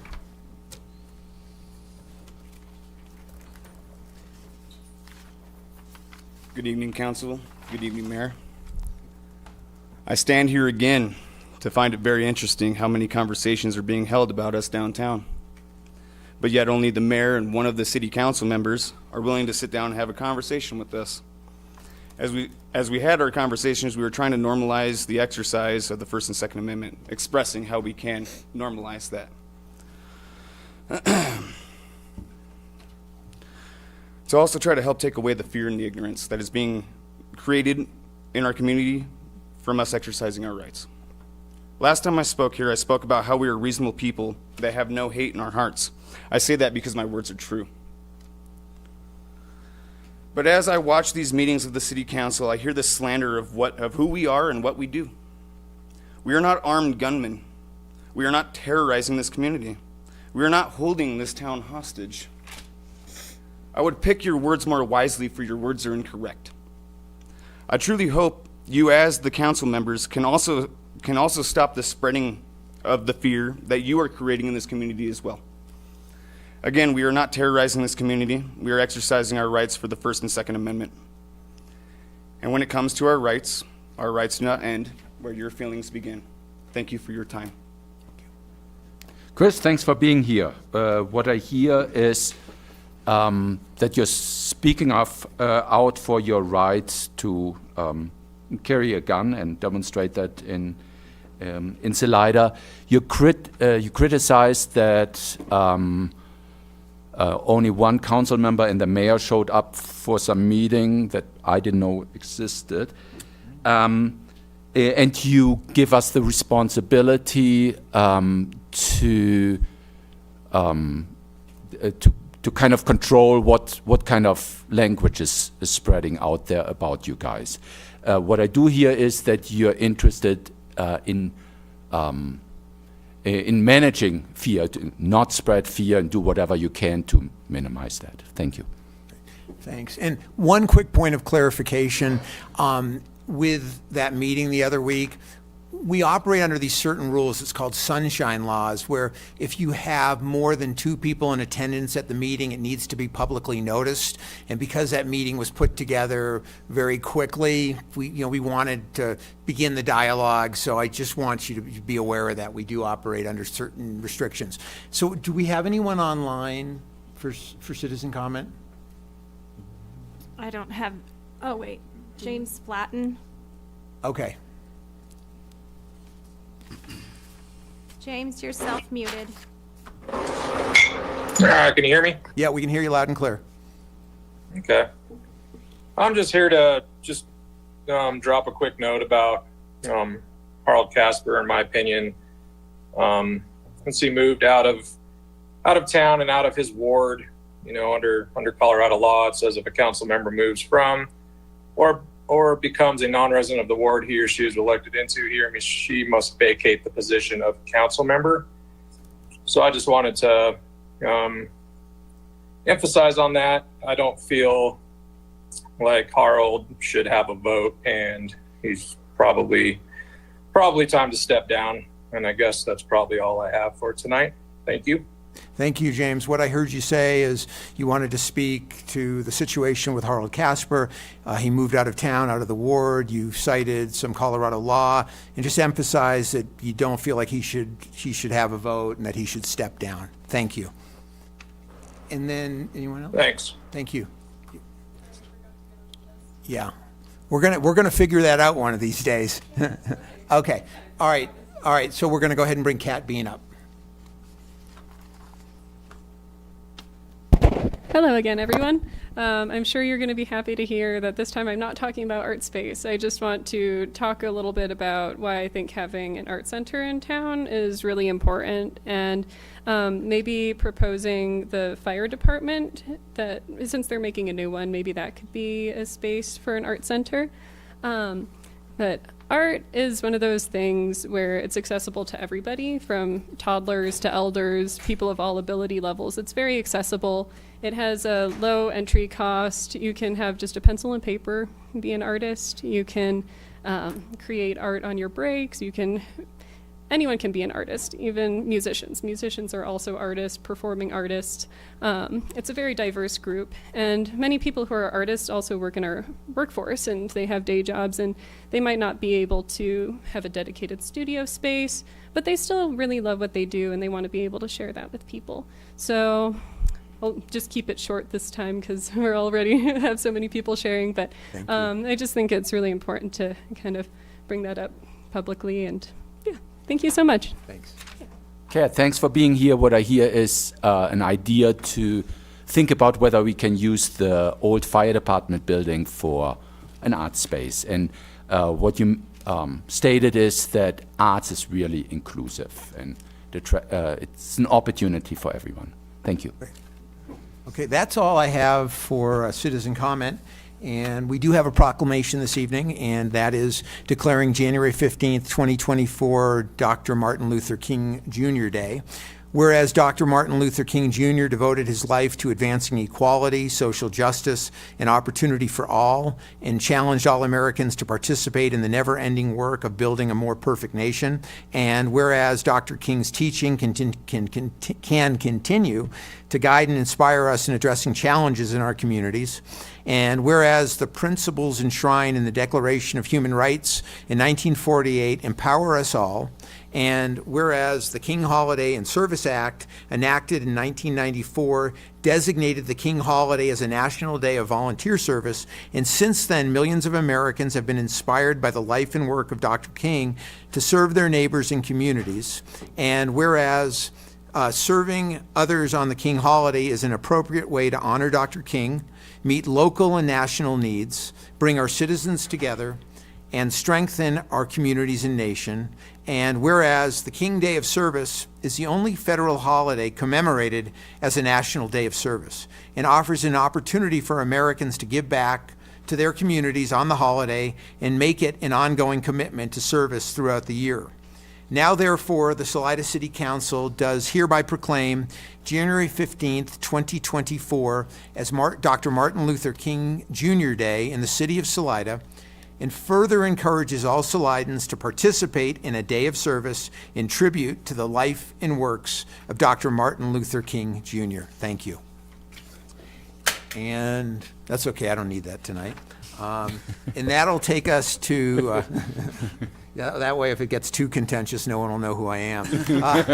But anyway, that'll take us to unfinished business in Ordinance 2023-20, an ordinance of the City Council for the City of Salida, Colorado, approving the Flour Mill Major Impact Review for a planned development overlay and major subdivision of the 2-acre parcel located at 6907 CR 105, first reading and setting it's a second reading and a public hearing. And I'm going to go ahead and open the public hearing, and I will turn it over to city staff, to Catherine, to summarize the report. Thank you. Thank you. Good evening, Mayor and Council. This is Ordinance 2023-20, the second reading and public hearing for the Flour Mill PD and major subdivision. So this project has been, you've already heard a presentation during the first reading, so I am going to summarize tonight the what the deviations are that are part of this request, as well as the conditions if you choose to approve it.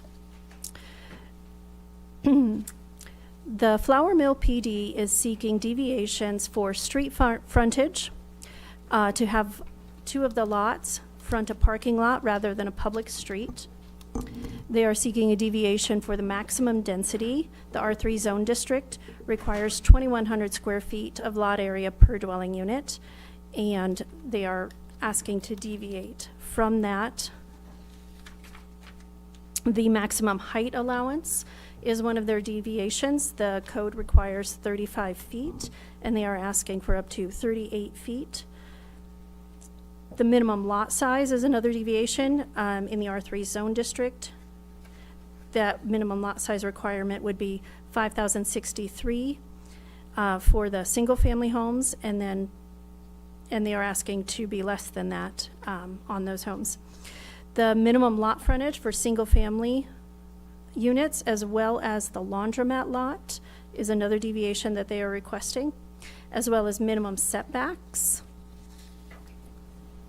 They are asking for a deviation from the maximum lot coverage for structures.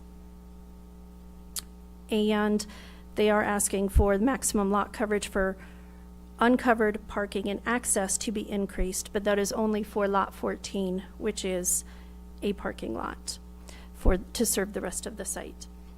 And lastly, they are asking for a deviation from the minimum landscape area, which is required of 30% in R3, and lot 14, the parking lot area, is proposed to have a minimum landscape area of 27%, while the entire site will exceed that 30% requirement, and it will be 45%.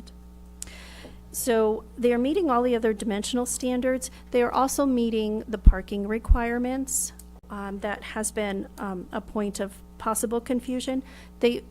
So just to restate it, they are meeting their parking requirement per the code. The parking requirement is 69 spaces, and they are providing 76 off-street parking spaces. The discussion of parking spaces along the adjacent roadways, of which I believe might be 12 on CR 105 that front the property, and 7 on Vanderveer Ranch Road that front the property. That's simply parking that's contained within our standard street cross-section, which allows parking. But on site, they are proposing 76 spaces.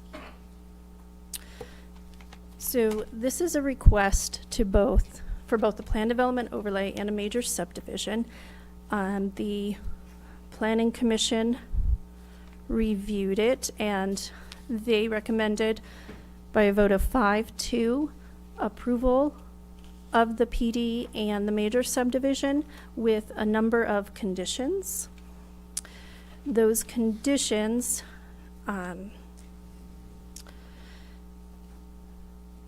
let's see. So the conditions, I'm not going to read through all of them.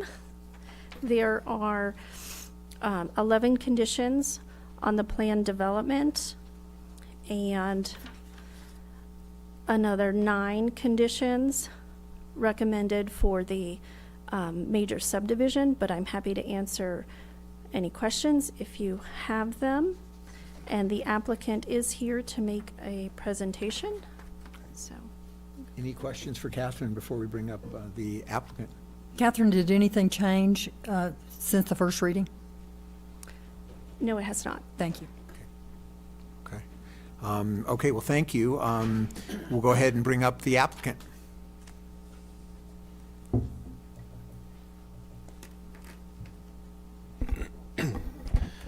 Good evening, Council. Good evening, Mayor. Appreciate you guys taking the time to discuss this and hear us all out, talk about the flour mill. I was going to have a slightly shorter presentation than last week, and it still is shorter, or a couple weeks ago, but I did want to kind of retouch on some of the things we did discuss to make sure that everyone understood them clearly, but also a lot of the people who are here today that weren't here last time also got a good idea of understanding of where we came from and why this is what we're proposing. As many of you guys know, I'm a restaurant owner, community member. I've started 3 restaurants in this town, as well as 2 other businesses that are currently operational. And we found a huge need for workforce housing in this community. We talk about it frequently. I've been talking about it for a long time with a lot of you.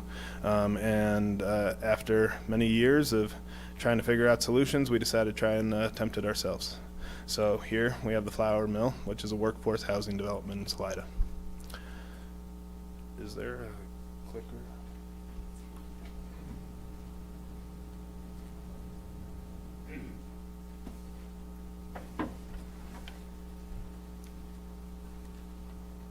Okay, as a reminder, Flour Mill consists of 69 units. It's 3 single-family homes, 3 duplexes, 3 multifamily buildings. Each of the multifamily buildings has 16 studios and 4 2-bedroom units in it, and they're all identical. One of those 3 multifamily buildings is going to provide affordable rentals that are long-term that we're going to manage long-term to make sure they maintain their affordability. It also gives us an opportunity to be available on site to maintain the overall development and ensure that it continues to function in a positive way for our community. The for sale units provide an opportunity for equity through payments. And that's something we don't frequently talk about because we always talk about gaining equity through an increase in sales price. But when you're paying rent, all the rent goes to the landlord.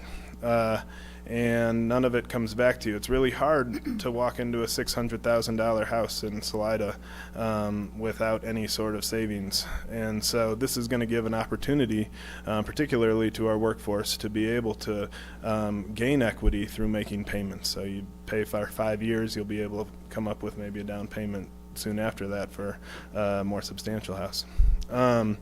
We have agreed to a 50% deed restriction across the entire development as part of this, and we have also stated that it could be more.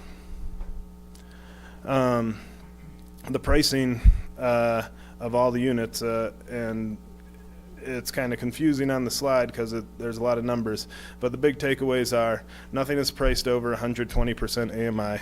Most of the units are going to be that will be sold at 100% AMI. And our studio rental units will be at 80% AMI. So really trying to hit these 120 AMI and below. A lot of people don't know what AMI is.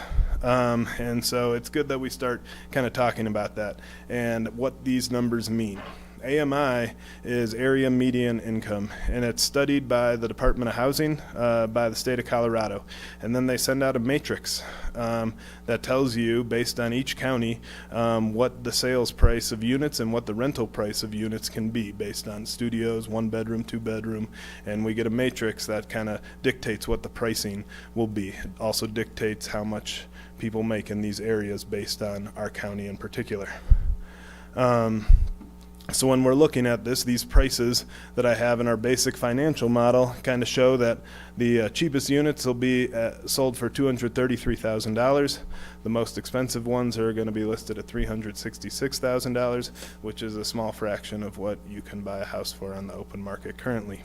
We also have affordable rentals, but those aren't really the main takeaways here. The main takeaways are we're locking in our revenue by stating that we're going to sell them at these prices. So if our costs go up, we're not going to be able to change that because we're committed to the affordability levels and making sure that we can achieve those goals. We've done a lot of research on what the costs are going to be for us, and we anticipate that it's going to cost in the $13 million range. The problem is it's really hard to get actual bids on development when we haven't gone through a plan development to get approval and when we haven't had full plans drawn. So while we're pretty confident in these numbers and we do have contingencies built in for increased costs and other things, we feel pretty confident that we can move forward with that rate. That leaves us with a 1.5% developer fee. And 1.5% for $13 million development isn't very much money. And in fact, I talked to a lot of developers, and all of them tell me that this is not financially responsible to myself, and I can make a lot more money. And they're right, but my motivation's different. My motivation really comes for like trying to help the community. find housing, find solutions that we don't have. So we're okay with that number, while many other people might not be. In talking about sales price and deed restriction, with sales price, we're talking about revenue. With deed restriction, we're talking about limiting the pool of people who would be qualified to be potential buyers. So when we increase deed restriction up from 50% if possible or more, we're limiting our pool of buyers, which puts us in a riskier position. And we have stated this, we talked about this at the last meeting, we're definitely open to more deed restriction because we're doing this for long-term affordability. But we would love some help from the city to create that long-term affordability. We did have a discussion at the last meeting about possibly talking about that, but it's been a pretty busy couple weeks with the holidays, and so we didn't quite get to that part of the discussion. But we're still open to it. We'd still like to get creative in that regard. Current development in our community doesn't really incentivize building affordably. As many of you know, lot size, like an individual lot in town, averages around $250,000 right now. The cost to build a 1,200 square foot home is $350,000 roughly. That's $600,000 to start building a pretty small house.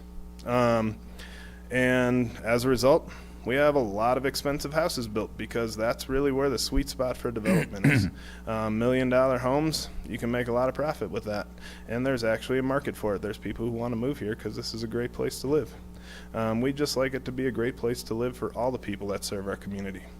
And we have inclusionary housing policies, which actually, more benefit developers than they do not, because they allow for 160% AMI pricing with an average of 140% AMI pricing. So we never get down to the numbers that really are the numbers that our workforce needs.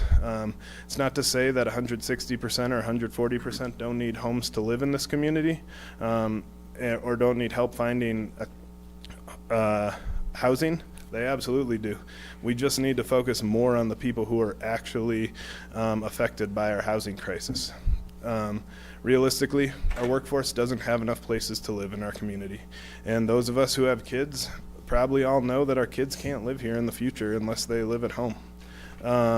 It's become too expensive and it's too complicated, too hard, not enough supply. Ultimately, without housing, doesn't support our local businesses and our local business growth, which we all depend on as a sales tax-based community. So going back to the AMI levels, I want to give numbers to what they actually mean. 80% AMI is almost $49,000, where 160% AMI is almost $100,000. We're really trying to hit that goal of like 120 to 80% AMI. And those are realistically, with the density that we're proposing, the best numbers we can put together for this proposal. I'd also like to state that, when talking about the South Arc neighborhood, talking with Bill and our other planners, they said these numbers would be magical, and we're somehow hitting them. So these are realistically the numbers we're trying to, and the people in our community we're trying to help. I've thought a lot and talked a lot with the neighbors. I've heard a lot about their concerns. All their concerns are legitimate. I mean, developments, and any development has an impact on its neighbors. When you go from more or less vacant land to housing on it, there's going to be some sort of impact to the neighbors around, and this development will impact them. The reality is we're still struggling with how to find housing for our community, how to find housing for our workforce, and it's only going to happen through density. As the costs keep going up, and they've been increasing steadily in the last 4 years, it costs 3 to 4 times as much to build as it did 4 or 5 years ago. So it's not fair to compare developments that were built a while ago to ones now. This is where we're at now. It's not going to get cheaper, likely. So density is going to have to go somewhere. Overall, I believe the benefits for the community outweigh the negative attributes that come along with it. And, I'd like to state that there's been development from Two Rivers down to where our development is at Vanderveer Ranch Road. All that development's been created in the last 7 years or so. And all that development has happened without truly addressing our workforce housing shortage. Overall, I'm talking to a lot of business owners, organizations, people in our community. There's wide-ranging support for this development. In previous presentation, we addressed a number of the concerns. We talked about the precedents, the traffic, the density, the rear setback, the height, and the property values, and I'm happy to address any of those after the presentation again. I'm going to talk a little bit about density after this, but I would like to talk specifically about parking and construction traffic, as those have also been brought to my attention recently. So, with R3 zoning, which we've been approved for, we're allowed to have 41 units on the property. In the zoning, it doesn't specify what size those units can be. But for the sake of argument, we'll say that we could have 41 1,200 square foot units on this property. And that would equate to a total of 49,000 square feet. And I chose 1,200 because I thought that would be kind of an average of what was maybe expected when the planning code was designed. But we're building small units to achieve affordability. That's the best way. A lot of units that are smaller, best way to achieve affordability through this. And with the 69 units we have, our total living space square footage is 41,007 square feet, which is significantly less than the 49,000 from the 41 units. So while we have an increase in the number of units, realistically our square footage footprint is smaller than what it could be with 41 units, and it could have even been more than the 49,000. Realistically, density is viewed as a bad thing for this community, but it's going to be the only way we can actually achieve affordability anymore. We're not going to be able to achieve it with 1 or 2 units. We're not going to be able to achieve it with 40 units versus 69. It's just not the reality we're in anymore because the costs are too high. BV, our community neighbor to the north, just approved and is currently building, it's supposed to be built this spring, a development that has 60 units on 7/10 of an acre. It's almost the same number of units that we're putting on 2 acres, and they're doing it on less than an acre because they see the importance of workforce housing. They're trying to solve this problem as well. With our development, and we talked a little bit about this earlier, but we're required to put in curb and gutter. And part of that is widening the street onto our property to accommodate on-street parking. So while we only have the 76 spots on our property itself, we're really dedicating part of our land to more parking. There's a total of 98 parking spots that are designed into our property currently, which is about 1 spot per person that we intend to live there.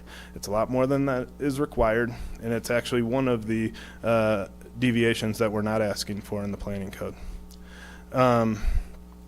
In general, I've talked to a lot of people who live at the Magpie Apartments and in this area, and it's the easiest way to get to town or get really anywhere to go down Vanderveer Ranch Road and go to Highway 50.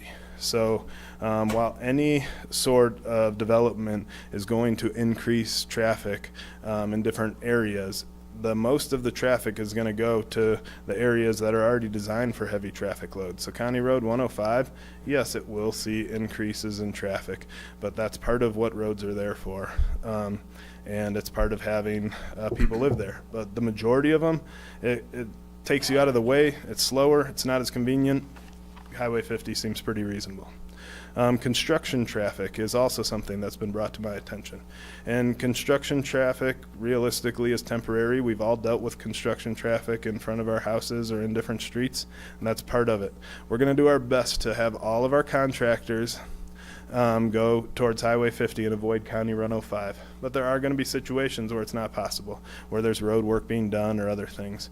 In order to put sewer lines, tap lines, improve road conditions, there will be closures in different ways that'll create traffic. It's not something we haven't thought about, but we are trying to be really considerate to the overall area, make sure that these issues are addressed and talked about. I have been asking for this type of housing for a really long time, and we have worked really hard on this plan. We've been really considerate to our overall environment, to our community, to a lot of the big picture items that have happened.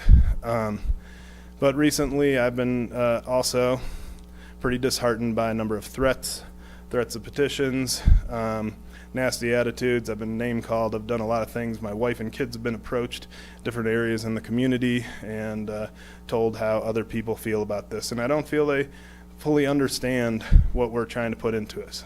Realistically, we're trying to take less money to build this for a problem that we need to be solved in this community and trying to help our community long term. You know, what we're doing is we're trying to house people, give them a place to live. There are teachers living in cars. I've had employees who had to camp because they can't find a place, and I've heard too many stories of people who had to leave this community because they couldn't find a place to live. It's become expensive, and the reality is this development is really about our long-term community, about finding homes for people. It's, you know, our community is great. We have all these things in Salida. We have mountain biking, hiking, camping, the river, water and hot springs all over the place, skiing, every outdoor activity you can imagine. But what truly makes this place great are the people that live here and the businesses. And while you know, some of them aren't always the nicest to us in the moment when they're upset about something. We understand that. We truly care about this community because it truly cares too. And that's why we want to do this. That's why we're not building $1 million houses on this property and making as much profit as we can. We didn't come at this from a perspective of your traditional developer, which is to maximize profit. We came at this from a perspective of an entrepreneur trying to solve a problem. That turned into a development. So what we're trying to do here is provide housing for people. You know, yes, parking seems like a minuscule issue in the grand scheme of things when we're talking about people need places to live. Some really great people need places to live, and they're people that serve this community every day. They're teachers, they're students, they're essential and hospitality workers. They're servers, cooks, bartenders, dishwashers, all the people in the restaurant that you need. They're hospital workers, they're janitors, they're people that clean up houses and Airbnbs, they're small businesses, small business owners. They're city employees, police officers, correctional officers, nonprofit workers, grocery store employees, river guides, they're service workers, mechanics, retailers, firefighters. They're the people that show up every day and serve us in our community. And those people need a place to live here. We are an inclusive community. We just said that earlier.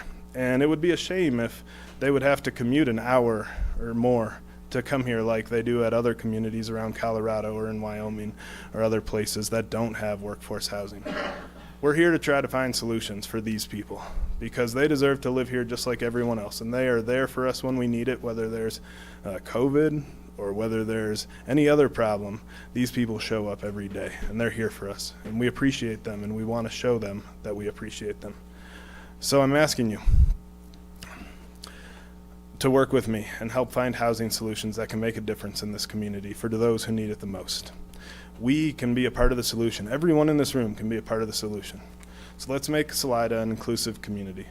I'm asking you to please consider the overall community benefits of approving the flour mill, and together we can help 100 community members find homes here. Thank you. Thank you.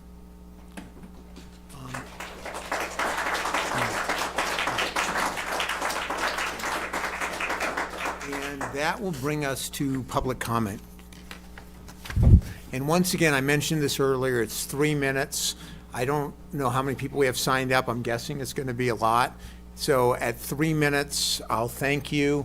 And if anyone feels like they have more to say, you can reach out to me after the meeting. I'm more than happy to do that. But I want to be fair to everyone. And we will start with Jim Miller.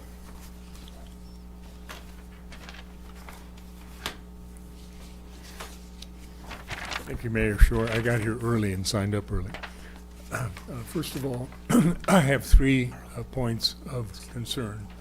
But one point I'd like to make is Rob was really gracious with his time in the past couple of weeks and spent a lot of time talking to me, and I appreciate that, Rob. And if he wouldn't have been so open and forthright with his comments and responding to my concerns, I would probably be in a little different position than I am this evening. I think overall, this is a worthwhile project. But of course, I have concerns about parking. The Magpie adjacent property that the Judds put in, they met all the parking requirements at the maximum density for that particular property, and they still have about 10 vehicles every night parked elsewhere on the street all over. And so this particular proposal, meeting actually slightly exceeding what the city's requiring, is still inadequate. So it's something we need to be thinking more about in the long term, because it's not going to go away and we're not giving up our cars.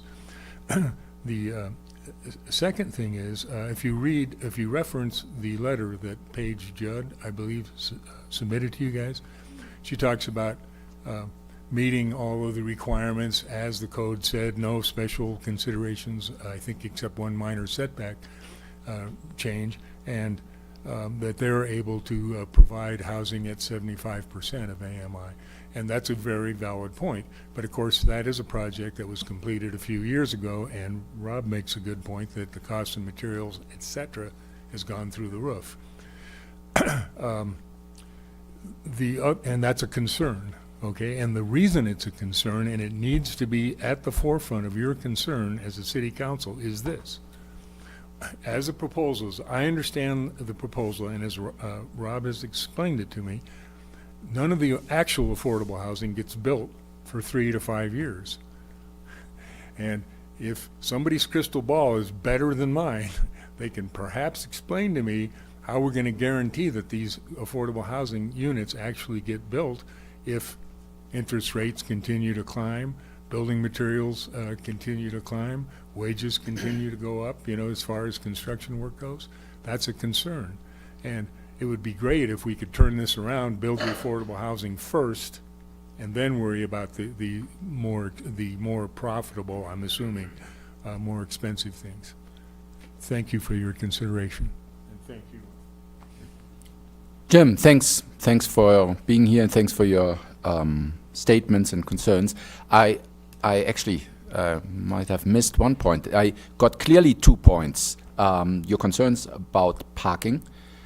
You compared it to the development next to it, and acknowledged that it's in the allowed by rule, but you're still very concerned because the neighbor development shows that there's still more people actually having a car and needing to park it. The second big concern is the timing and the guarantee that the developer might or might not be able to give the city that the deed-restricted units actually will be built, because obviously the whole project will happen in a certain period of years, and maybe the money will run out or something else is going to happen. So you're concerned about that. You did acknowledge very open and good communication between Rob and you. Thank you very much. And then next up, Merrill Bergen.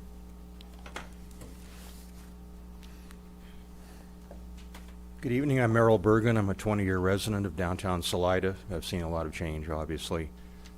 Before we dive into a variety of opinions you're going to hear tonight, I'd like to ask that the council's job, I think, is really to think of the greater good. What is the greatest good for the most number of people in this community that you can serve? And keep that in mind as we talk and people get into technical deviations and other matters. The Guardsmans have brought their bold vision to you for housing up to 100 people. The majority of these neighbors serve Salida every day in our restaurants and the public-facing services that Salida depends on. The Flour Mill project is innovative, and to some that raises concerns just on its own.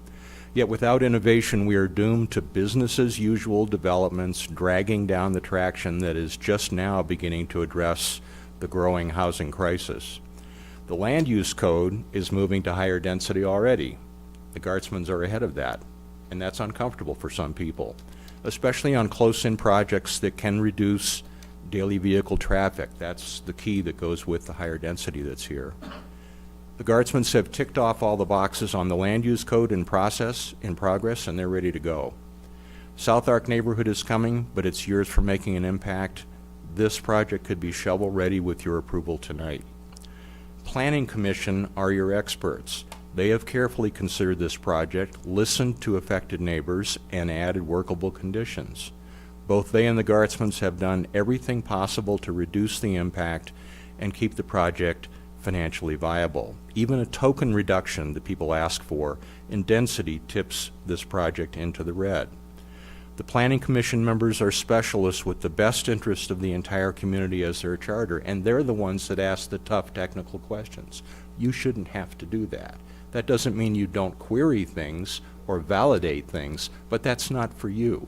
These are the people that were appointed. They support this project. They're appointed by the council. It's important to back their professional judgment and for the rest of the residents to support you, because you were elected by the people here. So let them do your job, right? So we've heard that city sales taxes for the last 3 months have essentially stalled out compared to the same period in 2022. The economy is changing, COVID relief is going away, spending patterns of the last 3 years are clearly changing, and student loan payments are also resuming. We rely heavily on this, and we rely on local workers.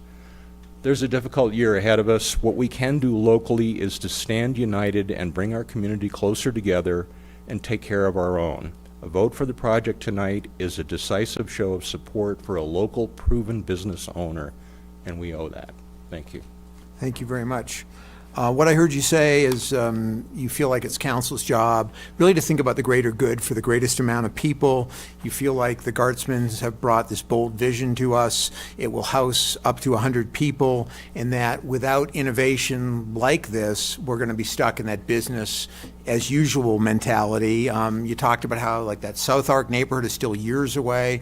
If we were to vote on this, it would be shovel ready if we voted tonight. Talked about the Planning Commission, the vetting that they did, in that this is a way to bring community together and decisively show up in that regard. Thank you. And then next up, Reed McCulloch.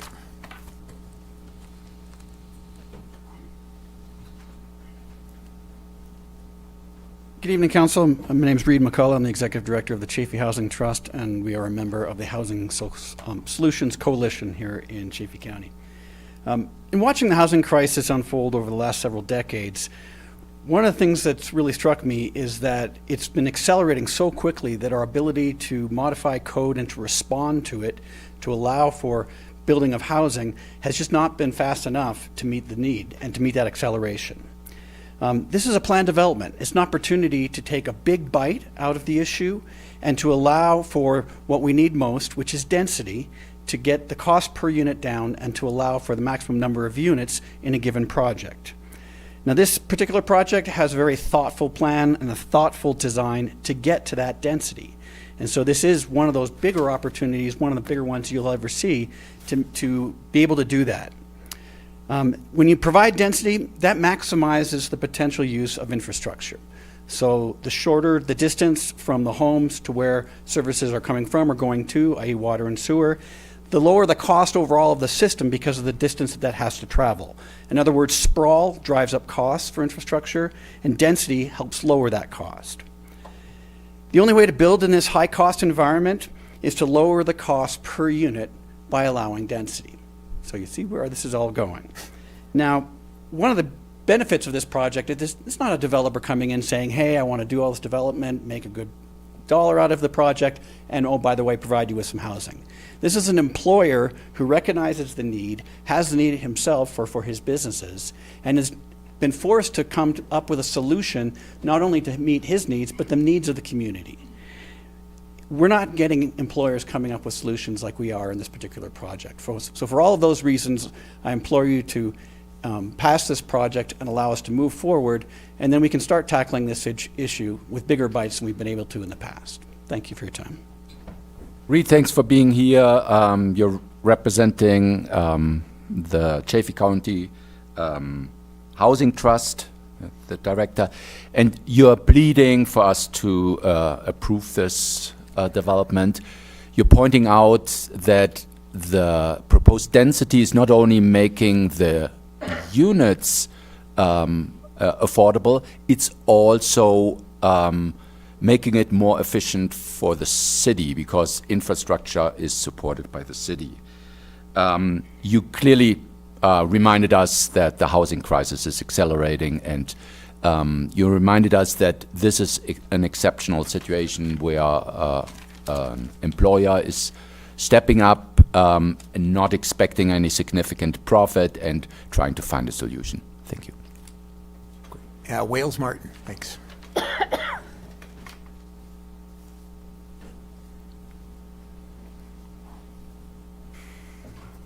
Good evening, Council and Mayor. My name is Wales Martin, and I am speaking in support of the flour mill development.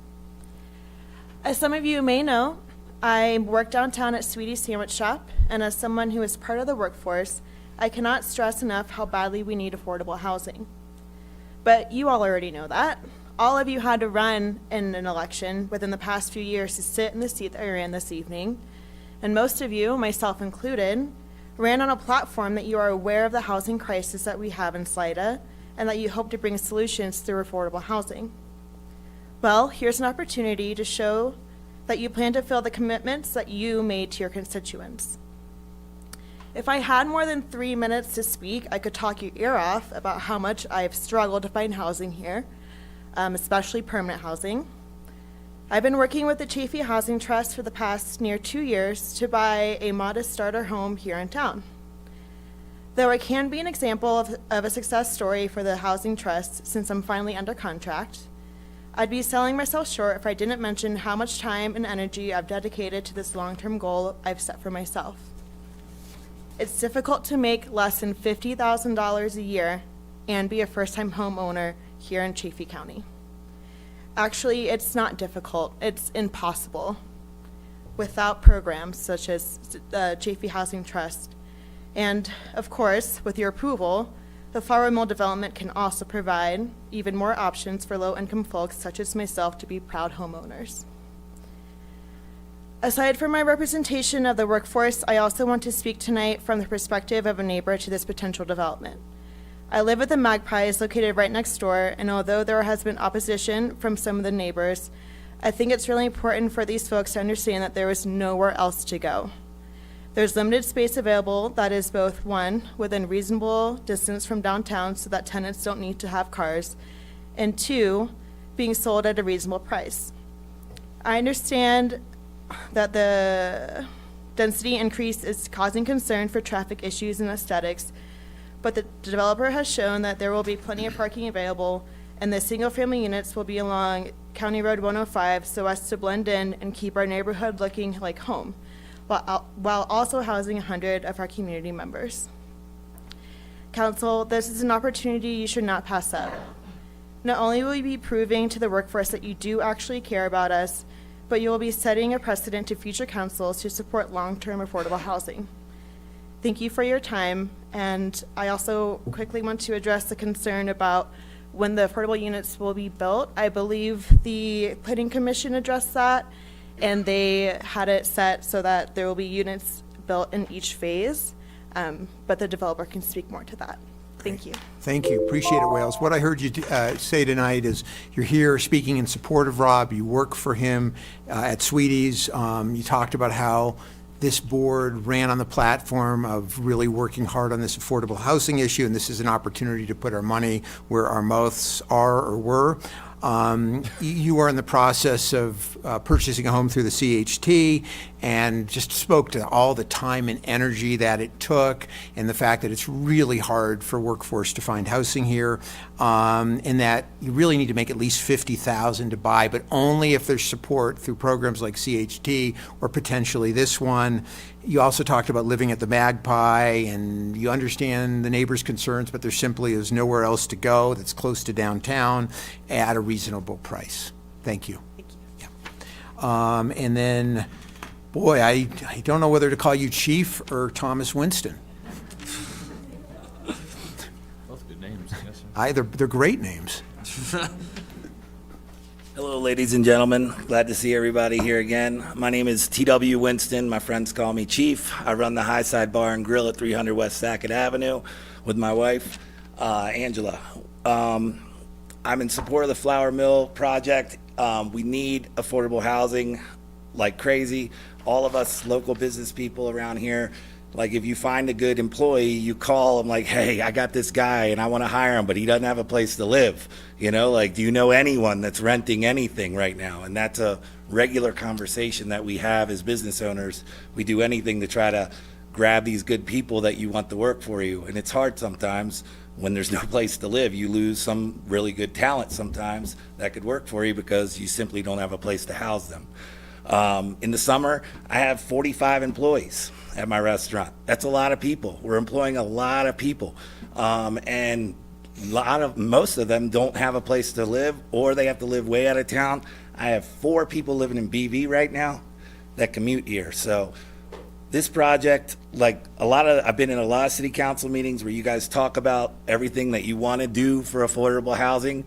You got a lot of red tape, a lot of stuff you got to get through.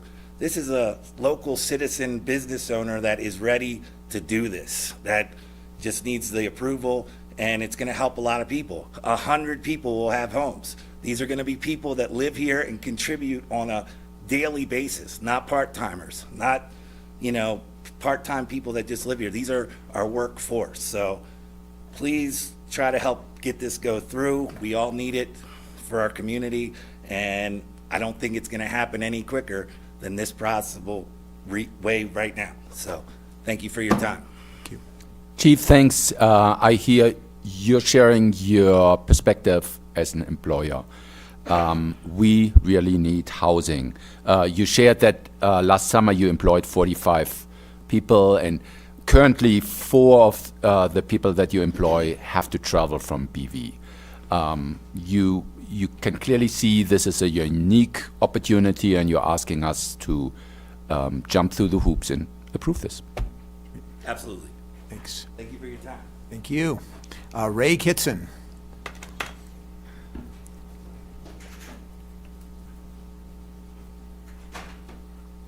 Hello, everybody. Ray Kitson, local business owner. I have Boathouse, Pizzeria, several other businesses. Downtown, I employ about 140 people.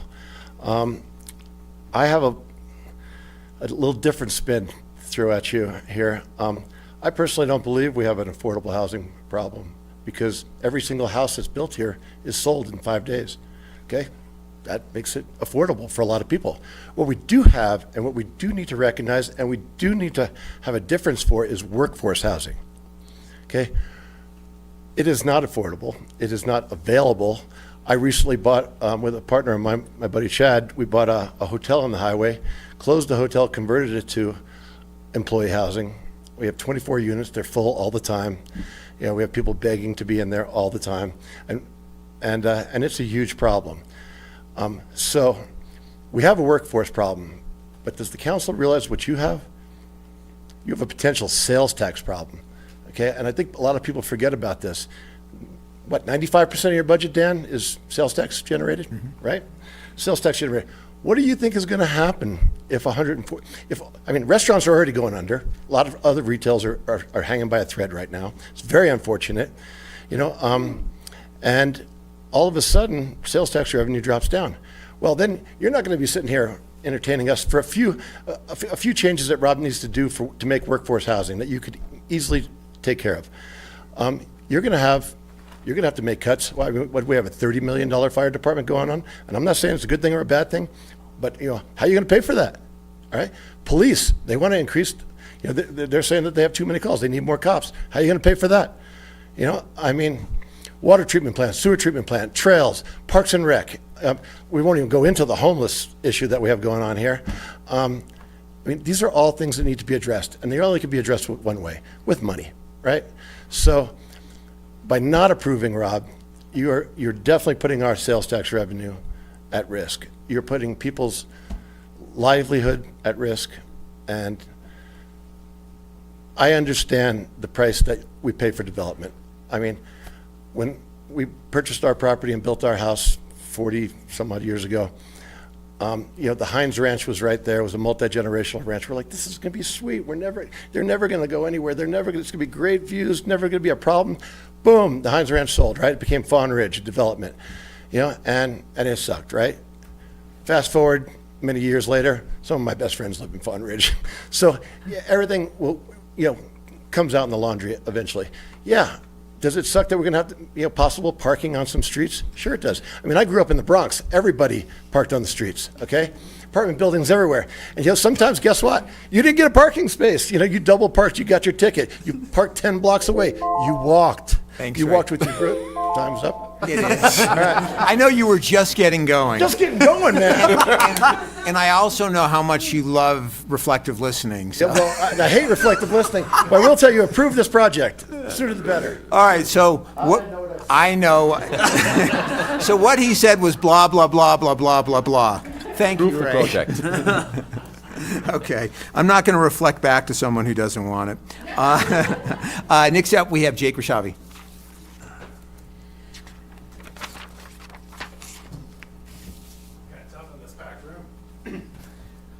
Thank you very much for the opportunity to speak with you. My name is Jake Rashavi. I'm the Executive Director of the Chaffey County Economic Development Corporation, and we are a 15-year-old nonprofit that is dedicated to creating a diversified year-round economy here in the Valley. I'm here today on behalf of the EDC's Public Policy Committee, which represents business community perspectives on important policy matters with the 4 jurisdictions here in the county. That policy committee represents the views of 45 private sector employers, like many who you've heard here tonight.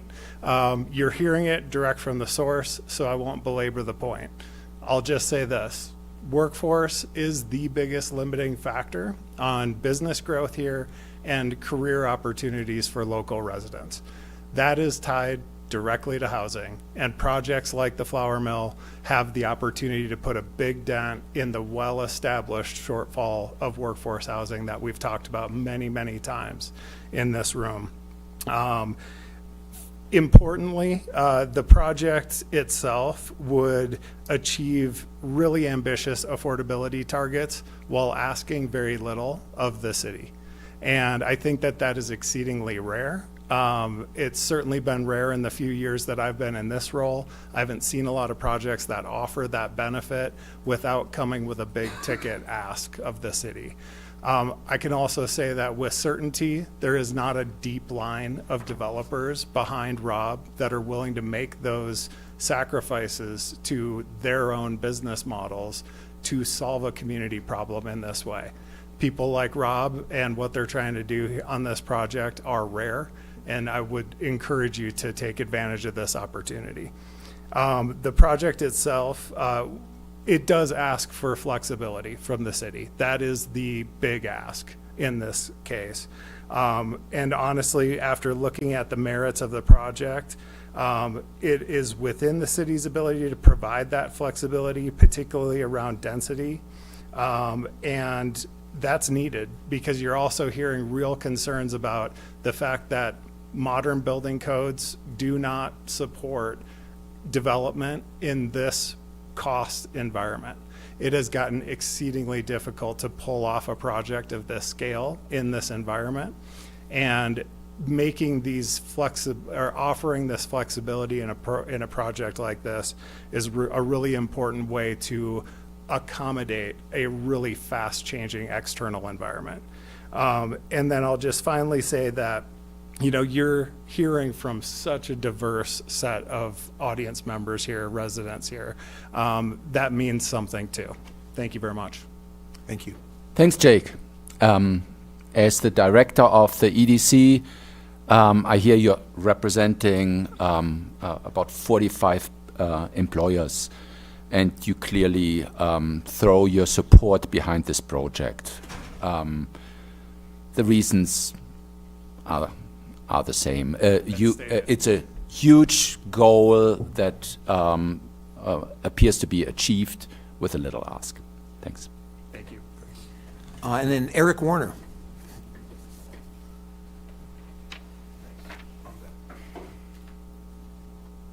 Can I yield my time to Ray? That was good. I want to hear more of that. You don't want to encourage him. Thank you, City Council. As some of you remember, I stood here before you almost 2 years ago pitching the Salida Bottling Company project. At the time, the city was also considering a new ordinance that would raise the requirement for inclusionary housing units from 12.5% to 17% for any new projects.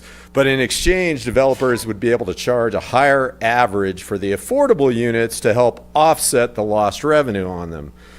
Like the flour mill, we too were looking for increased density in an even less restrictive part of the zoning map, and wisely so, you decided that 25% of the units should be inclusionary to better align with the new 1-on-6 ordinance and as part of the quid pro quo that is customary when developers ask for more than what is allowed by the codes.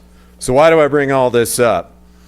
As we know, some activists ended up derailing our project after you all unanimously supported it. But the truth is, as interest rates were looking to rise, sales prices were flattening, construction costs continued to skyrocket, and contractor availability dried up, we realized that we're going to be very challenged to eke out any kind of profit with the 25% of the units having to be sold below market rates. In other words, as much as I stood behind the 1-on-6 theory to incentivize developers to build inclusionary units in so-called pockets in Salida, the math isn't great in the current environment for small projects that meet this 1-on-6 requirement. We can't rely on these pockets of development and the handful of units they bring to get us out of the 400-bedroom deficit we are facing in the next 5 years for the 120% AMI level or below. We also can't wait for a silver bullet like South Arc, as that is still years away. Here's a developer who is gift wrapping a project that will put a huge dent in the deficit we're facing. Yes, he's asking for a large variance on the density, but that's the only way it works. I know the numbers myself because I looked at them every day as we were working on our project, trying to figure out how to make it financially viable. The real question you should be asking yourselves is, where do I sign and how fast can I do it? This deal is so overwhelmingly beneficial to the community. Quite frankly, I'm shocked the developer isn't asking for more. The overwhelming majority of the community is supportive of this project.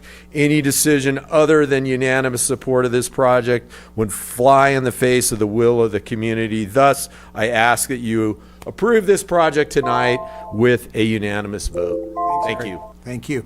What I heard you say today is, you were before council. It was a couple of years ago representing the Salida Bottling Company, and at the time there was a 25% set aside for inclusionary housing, and at the same time we were in the process of going from 1 out of every 8 to 1 out of every 6, and we've seen a lot of changes. Obviously, back then the project got derailed. There was a referendum, but you also realized in the environment how hard pressed you would have been to make a project like that work, rising costs, et cetera, and that the math just isn't good in the current environment for small projects, and that we can't count on a few units here or a few units there. We need big projects to really address our issues, and you feel like here we have a developer who's gift wrapping something, and you just urge us to approve. Thank you. And then Salty Riggs.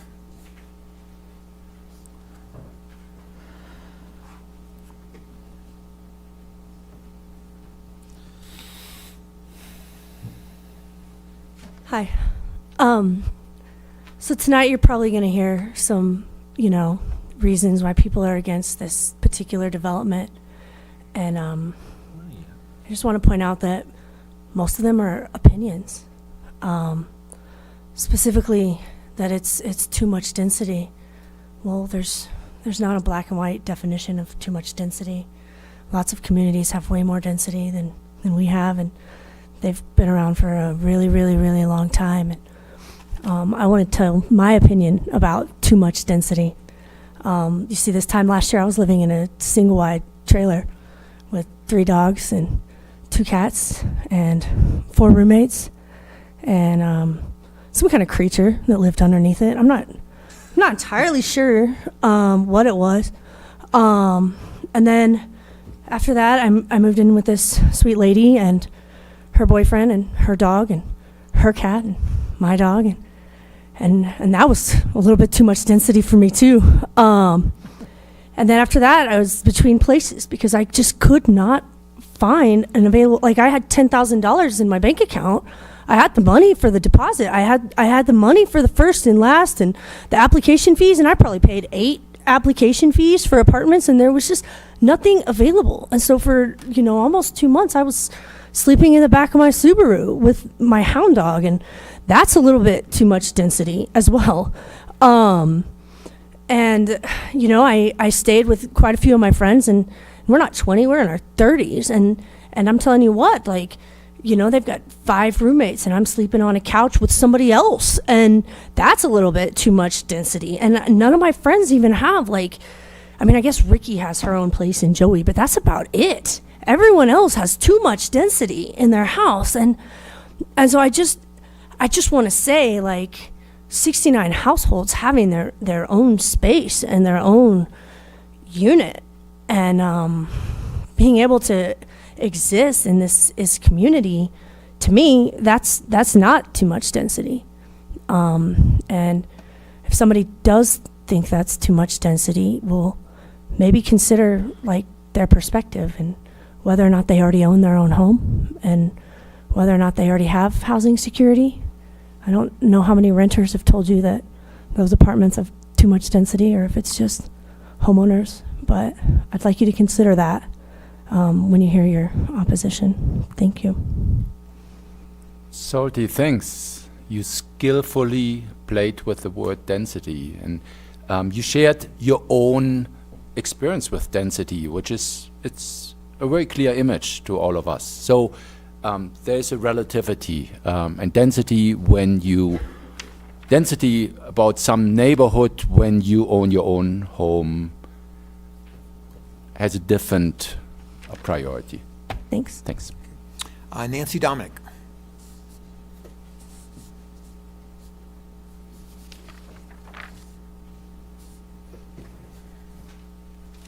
Mr. Mayor, City Council, thank you for your time and Happy New Year.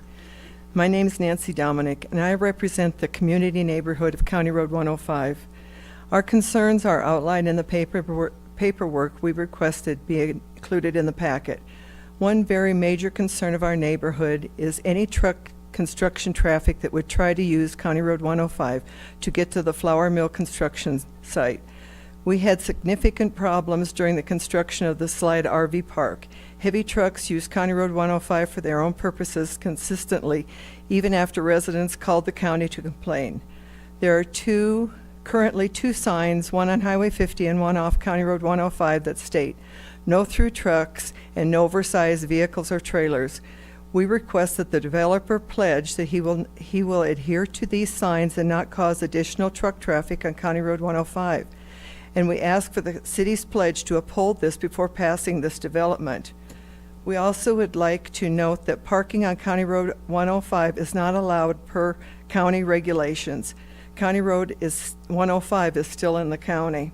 We request the developer adhere to that during construction, especially once built, and that no residents of Flour Mill are permitted to park on County Road 105. And we request the city make the developer enforce this. We're also requesting that the owner of this development inform all future residents that while they may be within city limits, County Road 105 is in the county and is subject to different rules and regulations. County Road 105 neighbors want the city and developer to respect the neighborhood and the residents, not only during construction, but also once the flour mill subdivision is occupied. What we are requesting is that the city follow both city and county regulations. We can only hope that the developer will limit rentals to current working Salida residents. This should not be a build it and they will come development. The residents of County Road 105 want to have these requests on record prior to the flour mill subdivision being passed by the council. Thank you. Thanks, Nancy. And Mr. Mayor, I have the original of what you've got in your packet. Would you like to have Sure. this? Yeah, if you want to bring May I that. approach? Yes, absolutely. Thanks, Nancy. What I heard you say is that you were representing the neighbors that live on County Road 105, and your major concern was the construction traffic that goes up 105. You witnessed what happened with the RV park. There are currently a couple signs on Highway 50 that say no through trucks, no trailers, and what you're asking is the developer agree to uphold this and for the city to enforce it, and that also on County Road 105, there's no parking of residents of Flour Mill. And you talked about how the county is subject to different regulations, and you're just asking the city follow both city and county regulations. And finally, that this can't be a build it so that people come. It needs to be specifically for workforce. Thank you. Thank you, sir. Thank you.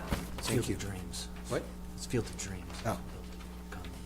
It's the quote. Oh, I got you. Okay, John Turbish.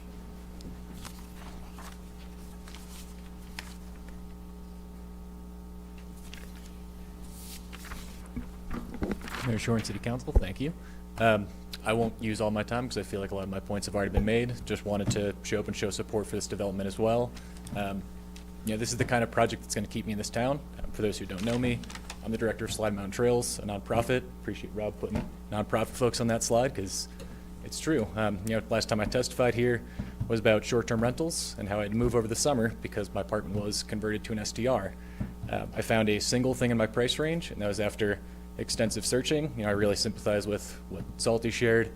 Similar experience. I came close to living out of my car, talked to a friend about buying a van and living out of that, considered moving back home with my parents. And I'm in my mid-30s. I got no debt. I own my car outright. If I'm struggling like this, just imagine how many other people are struggling to find a place to go here. So, only other thing I'd talk about, and Rob covered this a little bit, is just the parking issue. I saw it being kind of kicked around online. Sounds like that's not as much of an issue as maybe is being made out to seem, that they will have enough parking to meet current requirements. My background before SMT was in sustainable transportation, so parking minimums are kind of a fun topic for me. A lot of good resources if you want to learn more. Great book last year came out called Paved Paradise. It's all about how parking really messes with cities and it prioritizes cars over people. Talking about parking minimums and fears of not having enough parking is often used to shut down affordable housing projects such as this one. I would hate to see that be the case here. Again, sounds like he has more than what is already required, so that should not be an issue. I'm not going to rattle off data at you, but would encourage you to read that book. NPR also just had a story today about parking minimums or cities dropping parking minimums specifically for affordable housing. I'd encourage you to read that as well, but just don't want to see that become an issue. The fear of, well, where are we going to put our cars? That should not take precedence over where we're going to put our people. John, thanks for being here and speaking out. You're the director of Salida Mountain Trails. You shared that you had similar story to Salty. You're in full support of this project. We really need housing, workforce housing. Thanks. And then Betsy Dittenberg.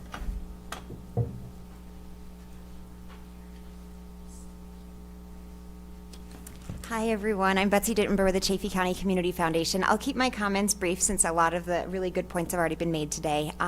First of all, I want to thank Rob for all of his hard work on this project. It's really impressive, just the level of back and forth he's gone through, and also City Council and city staff for working on this project as well. One of the roles of the Community Foundation is we represent the nonprofit sector, and we get to see these grant applications come in. We see these partners working so hard every day to try to solve the housing crisis in our community. And many of those people are actually here, so big shout out to Reed and Ashley, who's online, and Salty, and all the other folks that are working, really all day long to an exhaustion level of trying to solve housing. And to this point where Rob comes along with this project where he's not asking for donations, he's not asking for volunteers, he's not competing for grants, he's just saying, hey, I've figured out a way to make this work, I just need a little flexibility on some variances. And that's really a beautiful thing, and I think it's almost shocking to the folks of us that see the work that goes on in the nonprofit sector to address housing, that there's even concerns about this project. It's like, wow, this is viable and it can be affordable and he's gonna do it. Great, let's get behind it. And so I encourage you to afford him that flexibility that he's asking for. And I just, change is uncomfortable, but it's inevitable. And, Rob made the point earlier that if this project doesn't go there, another project will, and it could just be, investment condos for people, not actually solving a community benefit. So I just want to thank him for all of his work on this and really encourage you and the neighbors and everyone in the room to be, consider his project with some flexibility and some open-mindedness so we can really invest in positive change in our community. Thank you. Thanks, Betsy. What I heard you say is you're here representing the Chaffey County Community Foundation. You started by thanking Rob for all the hard work that he's done, as well as staff and council. And you're really here representing nonprofits. And there are a lot of them here tonight, whether online or in person. And most of them are amazed because all the challenges of trying to do something through that world, and to see someone get up here in the form of Rob, not asking for much, just wanting a little bit of flexibility, and you recognize that change is uncomfortable, but you're strongly in support of this project. Thank you. And you said that we have some people online? We do. Ashley Koppel. Okay. Ashley, are you with us? Hear me? Yes, can hear you. Thank you so much for the opportunity to speak, Mayor and council members. I'm Ashley Capel, tonight the Executive Director of the Chaffey Housing Authority, here on behalf of the Chaffey Housing Authority and the Housing Solutions Coalition to ask you to approve the Flour Mill project. Having those 69 units will enable Rob to provide urgently needed housing for 100 Salida workers. In fact, according to the Chaffey Housing Needs Assessment that was conducted in 2022, 265 rental units and 140 ownership units are needed for folks in Salida, making 120% of the area median income or lower by 2027. The flour mill will make a significant dent in what's needed. The state, through its Proposition 123 funding, has created a grant program specifically designed to encourage and promote development of affordable housing, with a directive to make it easier for affordable housing developers like Rob to go through this incredibly challenging development process to improve the availability of housing in this community. He's choosing to build affordable housing, which is simply more expensive than other types of market rate housing. This is exactly the kind of project that Salida needs. A vote for the flour mill tonight will signal to the rest of the development community that Salida does not a vote against the flour mill development project will signal to the rest of the development community that Salida does not welcome affordable housing. A vote in favor will encourage other affordable housing developers to follow suit. Increased flexibility around density is actually necessary for Rob to be able to afford to build this project. While some may argue that the density like this is not necessary, the dramatic rise in costs and pricing of developments made now compared to 5 years ago has resulted in the need for greater density. It's just simply not possible to build affordably without density anymore. Our planning codes have not kept up with the rising costs and needs to be reconsidered to accommodate affordability and density that is so desperately needed locally. I'm pleased to be here on behalf of the Chaffey Housing Authority tonight to ask you to approve the project. This is exactly the kind of developer and the development that we need, and the exact situation that calls out for the concessions and exceptions envisioned by the law. We need to work to make it easier on affordable housing developers like Rob, who are building expensive projects, to develop these projects, not harder. Finally, we need to make concessions related to density here to benefit the entire community, not cater to just the opposition of a few neighbors. If you're going to make an exception, this is the right project and the time is now. Thank you. Ashley, thanks for your statement. You're representing the Chaffey Housing Authority, and you're clearly in favor of this project. You reminded us of the numbers of the housing needs assessment. And you're really asking us to not only approve this, but encourage Rob, and by that, any future developer that would have similar projects. You reminded us that there is some public money out there to support projects like this, and this is exactly the project Salida needs.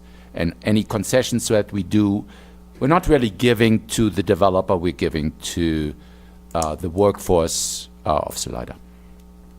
Great. And Ned Cease. okay. Ned, are you with us?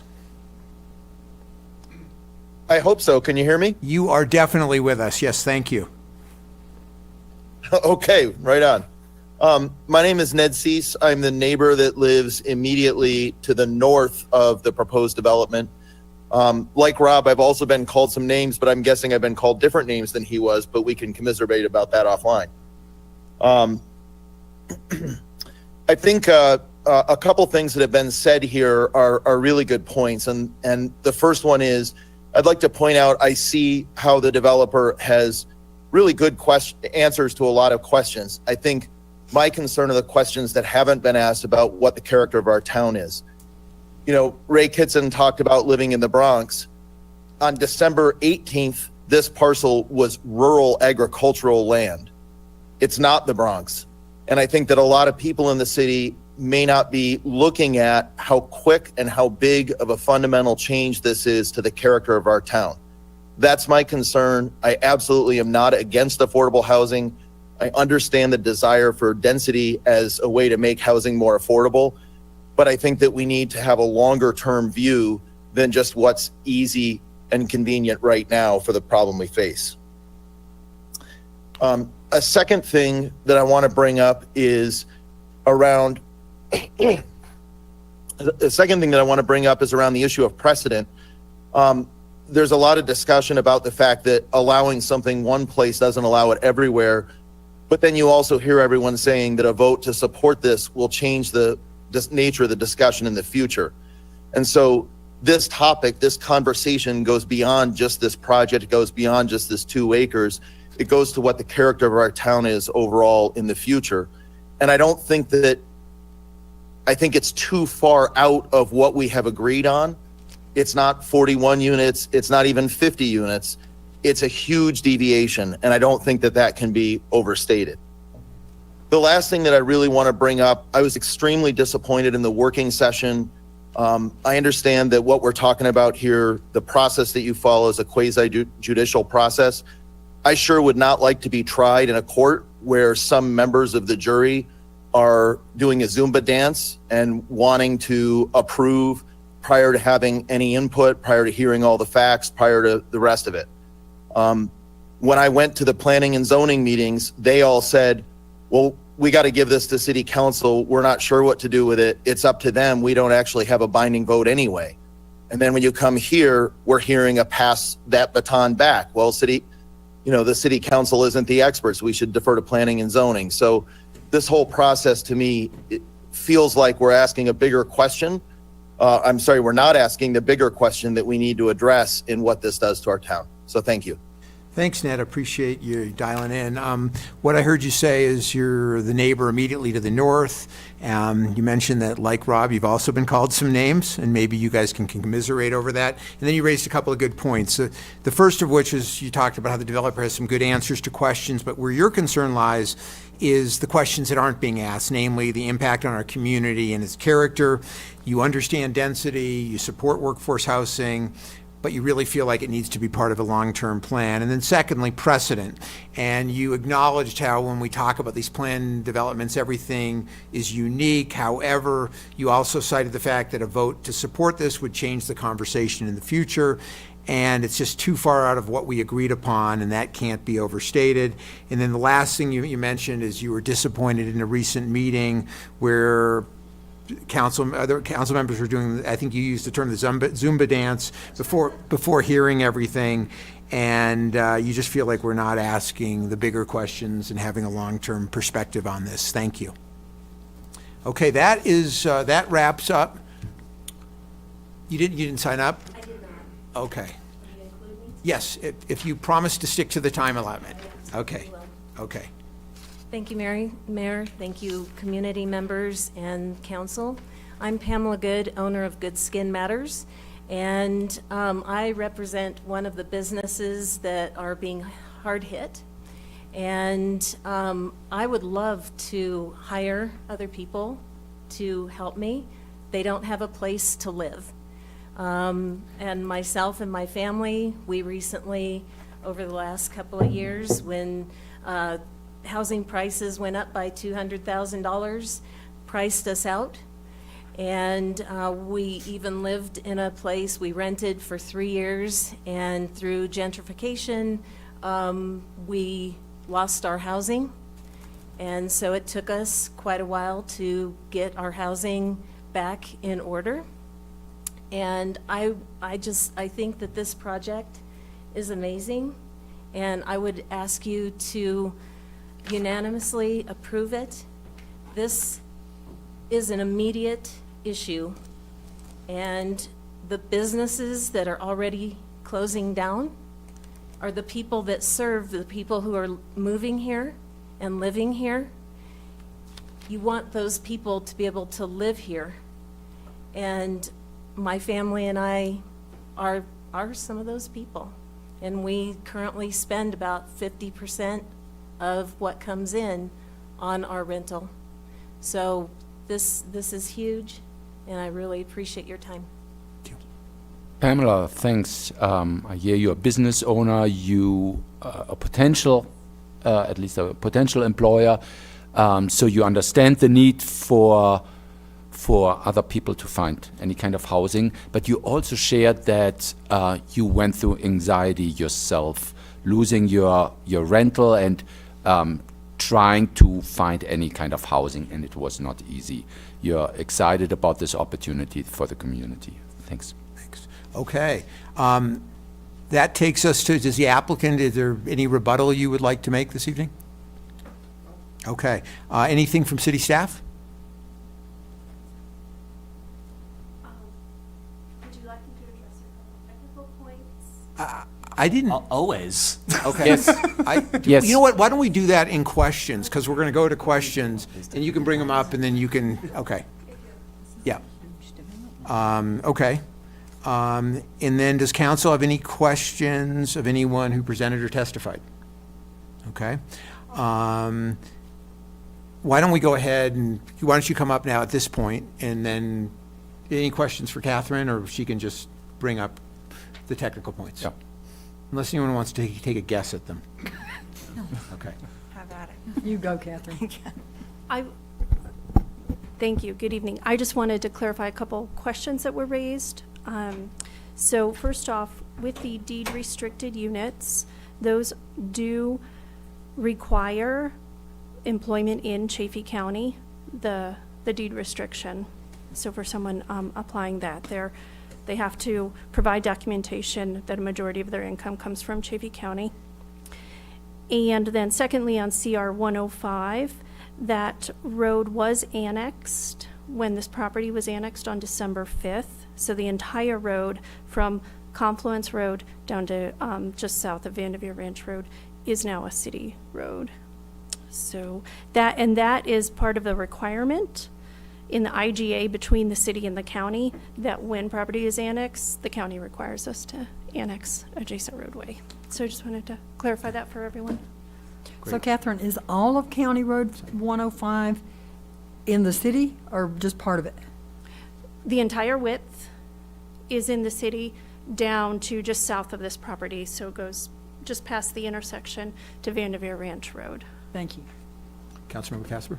I actually do have a specific question. I wanted to reiterate the question or concern that Jamila had about the guarantees that the city has that the deed restricted units actually will be built. So in the, thank you for asking that. I had meant to mention that too.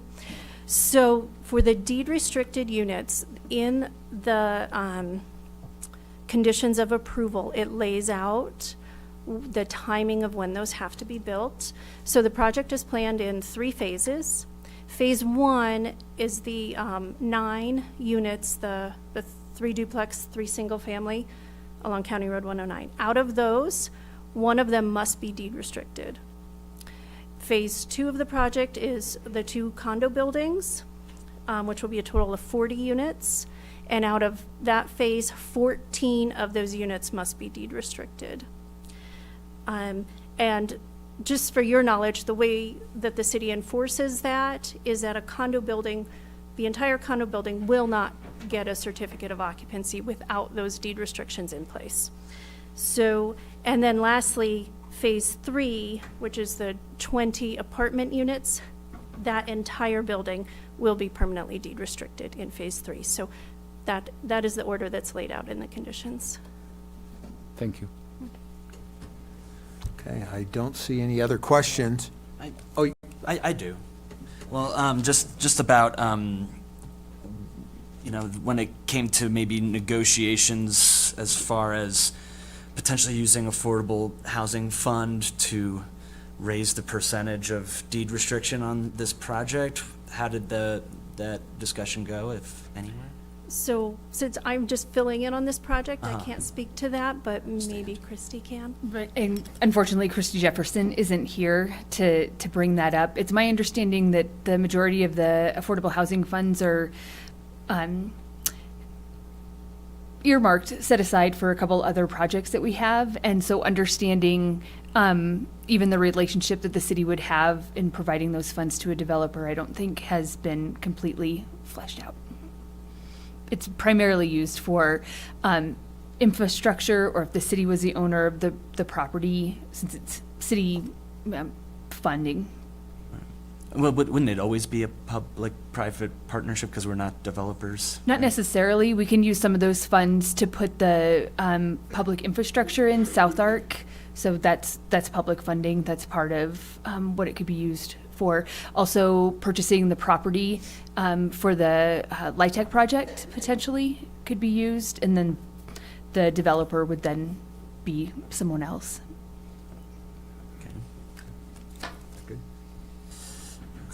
Questions. Okay. All right, I'm going to go ahead then and close the public hearing. That'll take us to preliminary council discussion. Who would like to begin? I guess I'll start. The reason why I said Zumba is because it just popped into my head. I've never done Zumba a day in my life, guys. But I did want to just kind of explain why maybe I showed a little bit more liveliness. To the new council members, I never respond that way. 90% of the time, we sit like the thinking man. So it's very rare when you get kind of an exciting moment, and that was definitely in 6 years one of the most exciting moments to have a developer say, "I'm willing to make a project 100%." Of deed restricted too. We're talking beyond affordable housing. I really want to stick to deed restricted here, and workforce housing as well. Those 2 points. It's beyond just affordable. Because my experience mostly with planned developments and the ones that are logged on and really paying close attention are paying close attention because this is a project that's close to them. I've been privy to a lot more PDs just because I have to. So usually the way this goes is that we're presented with something that isn't the best, and then we try to eke out and horse trade for what we're talking 1 to 2 units. And then if we can get that 1 to 2 extra units of deed restriction, I'm high-fiving myself in the parking lot. Just being yes, oh my gosh, we eked out an extra unit. So it's, and again, we're talking in those scenarios, at most 25%, like the last PD, of inclusionary housing. But usually we're talking about, 12%. So when I hear 50%, that's huge. When I see a willingness for 100%, then I go, well, then we should really maybe discuss the flexibility of our affordable housing fund when it comes to projects like this, because I do get that the housing fund is earmarked for projects that, again, ideally they happen, but there is no guarantee, especially when it comes to an organization like Art Space, that when, again, we're kind of earmarking it out when we're presented with real units that are happening right now. I think that we should talk more about the flexibility or the actual use of that fund before we start talking about slashing the amount that we're getting. Also because this is it's a fund that is growing every year, and I don't foresee it slowing. So yes, I did outwardly show excitement. That's usually when you would show intrigue during a discussion, is when it's happening. That's the quasi-judicial part of it. That was the first time I'm hearing it, so I was just shocked. And yes, I cheerleaded it because I do want that for that to be something that we are presented with again. If I'm stoned faced through the whole thing, maybe it sends a different message. I want more projects like this to be presented. That's why I am cheerleading it, because this is the exemplification of why I sit here to begin with. Is I am in favor of more affordability. Yes, workforce housing and deed restriction is the way to do that. So, yeah, sorry that I jumped up from the chair. That, again, I'm not expecting that to really happen very much. Again, once in 6 years, it's not the coolest party up here, guys, but that was just the most excited I've been.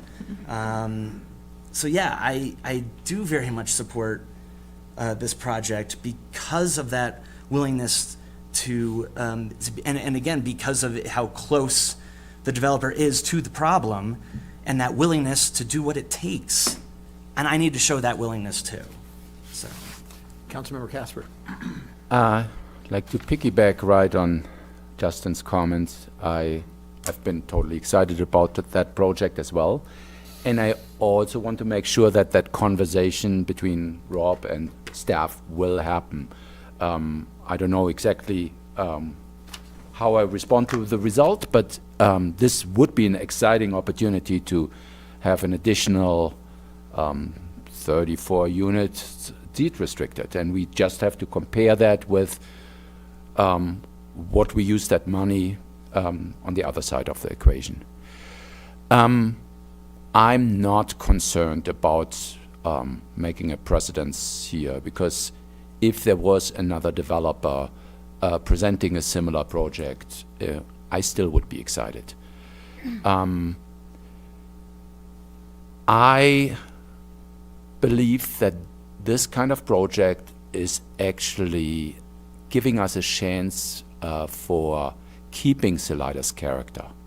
We're not changing it to be like the Bronx. We give Salida a chance for actually still having some shops and some restaurants and someone to change the oil. And so I'm in full support. I felt like my biggest concern that setback to the Magpie apartments was clearly answered to my to my satisfaction.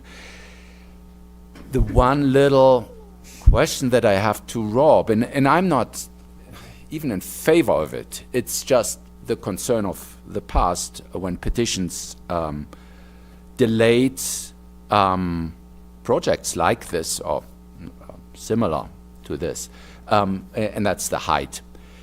I personally prefer the design. I do not like the snorkels, seeing the snorkels out of the roof, but I'm aware that height is this super sensitive issue for people.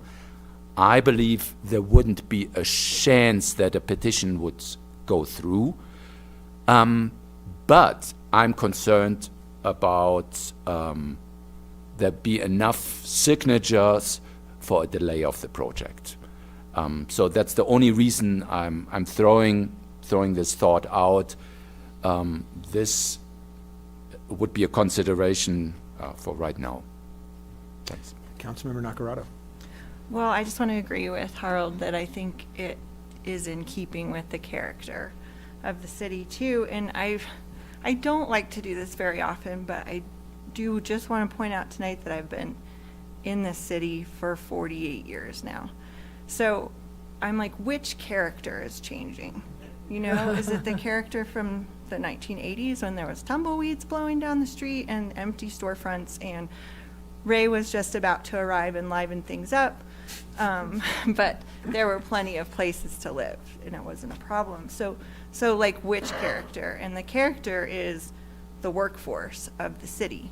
So I do get my hackles up a little bit, and somebody says that the character is going to change. And then I just want to point out once again that something is going to be built there regardless. So, you know, that's going to cause traffic on the roads, that's going to change people's views, that's going to have all those impacts that we're talking about happening. So this is the greatest good that we could hope for workforce housing, and thanks, Rob, for being solutions oriented. Councilmember Fontana. So, I read through the packet, I'm sure like everybody else up here, and I know Rob has read through the concerns from every neighbor, from probably way more than we know about up here, with the concerns coming at him. And so when I say that, I think he has considered all of those. He has thoroughly answered most of the problems himself, or with, you know, with his group of people. So I don't want the people who are in opposition to this to feel like anybody has not listened to them and asked the questions. And he is definitely considering those, even with the traffic and the parking, and every single one of those is considered to be serious as he's doing this development. So I want to make sure that people understand that is thought of. Those things are being thought of when he's moving forward with this. Even the traffic on 105, he, you know, if there's signs, if he's asking him to go the other way, the small things that I probably wouldn't have thought about. So I'm in support of it, but I want everybody to know that he is too, and he's listening to your concerns as he moves forward. Yeah, and, you know, the council has the right to negotiate with people, and a lot of people don't like that. You know, they want things to stay the same, but nothing is staying the same. The population's not staying the same, the needs are not staying the same, and we have to be on the cutting edge if we're going to have this community continue to work for people. And that means we need workers to be able to live here, and they deserve way better than living in their car. We've got people like Pamela who've lived here for a very long time, who has just been booted down the road. People have lost their stable housing that they've had for decades because they've been sold to the highest bidder. And so we need some kind of stability. I think Rob is an angel. You know, he's coming in and saying for 1.5%, he's going to do this. Have you ever seen any other developer say that? I never have. Now, do I feel bad for the people whose views are changing? Of course. I've said it many times. I felt bad every time I lost the empty lot across the street from me. And now all of a sudden there's something blocking my view, and it's been happening to me since the 70s. And so that's the only thing that you can count on, that it's going to change. And people who wanted big open spaces should have been supporting the pill back in the 70s, because we're all here now and nobody's crawling back into the womb. You know, we're here and we've got to deal with it. People need a place to live.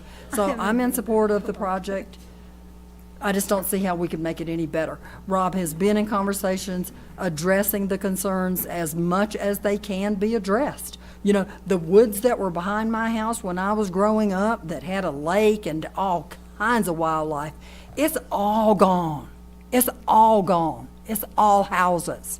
And that's what happens. The cities just get bigger and bigger, and that land that used to be open space, it's gone. I'm sorry. Councilmember Steve?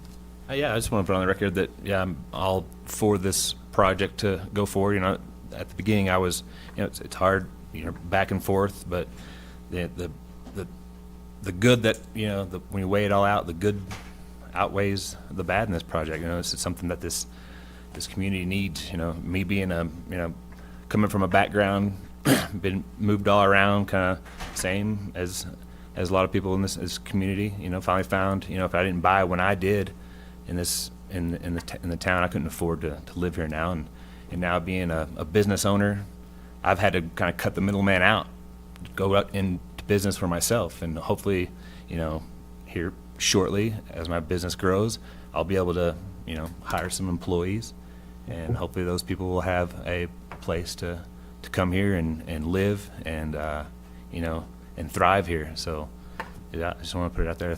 Thank you very much for what you're doing, and yeah. Okay. So all that would remain, everyone's had an opportunity to speak, would be a call for a motion.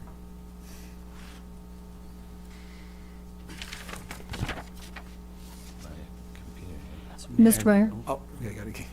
Yeah, I can read it from here. I move to approve ordinance 2023-20 on second reading. Second. Okay, so we have a motion from Councilmember Papenfort and a second by many, but I'll go with Critelli. And the motion is to approve ordinance 2023-20 on second reading. Further discussion? I would just kind of want to keep pushing the idea of seeing if we could develop a mechanism out of our affordable housing fund to see if we can increase density even more. If there's a willingness there, I think it would just be, we would be remiss to miss out on that opportunity, considering that's happening right now. And if that's not possible, to develop a mechanism for using our affordable housing fund for a project like this, then I think the conversation can continue, but it's kind of like we have this project being presented in a way to get more affordability, so it feels. I think it's been made very clear that this would be a topic for a future work session. Yeah, but as it applies to this project? It still would be a future work session, not to, we need to, we need to talk to some different folks, but we can have the conversation, it's just not gonna happen tonight. Okay. Stevens? Yes. Critelli? Yes. Casper? Yes. Fontana? Yes. Nacarado? Yes. Papenfort? Yes. The motion passed. Okay.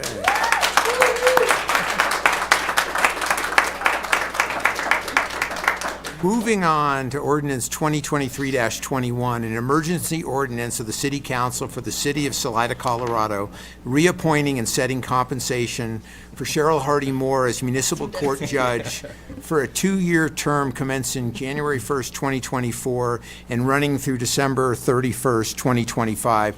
This is also a second reading and a public hearing. I'll hereby open the public hearing, and I will turn it over to staff for their report. I can't believe no one wants to stay for this. It makes me a little sad. I didn't know that was an Just a little option. sad. Okay. Thank you, Mayor and Council. This is a second reading for an ordinance reappointing Justice Cheryl Hardy Moore as our municipal court judge and setting her compensation. This is a second reading and a public hearing. You heard the ordinance at your last meeting. Judge Moore has served the city of Salida proudly and well for the last 8 years, 4 years, I believe. And this is re-upping her contract, and I'm happy to take questions. Questions? Okay. One second. Yeah. It's not a real question. I'm wondering whether it's appropriate to attach a comment. I wonder. So my experience has been that some of the judgments have been so lenient that it has pushed some of the urgent issues out. I do not want to question the appointment, but I would like that comment to be attached if another council member seconds that. I would love to see just some follow-up. We don't see the judge or hear from her as much as I guess I would like. So maybe following up with what Harold said, but also, yeah, let's have that conversation and maybe mark the calendar for some meeting time with the judge. To bring her in for a work session? We can do that. Sounds like we. To hear about her philosophy and. Yeah. Okay. Any other questions on that? I don't believe, I should put my glasses No, back she's on. not. I'm like constantly like looking at the notes and looking at the audience and on and off. Okay, anyone signed up for public comment? Not over here. Okay, no one signed up for public comment, no need for rebuttal. I'm going to go by and I'll go ahead and close the public hearing and we'll go to preliminary council discussion. Who would like to begin? We got to get a judge appointed, so let's do it.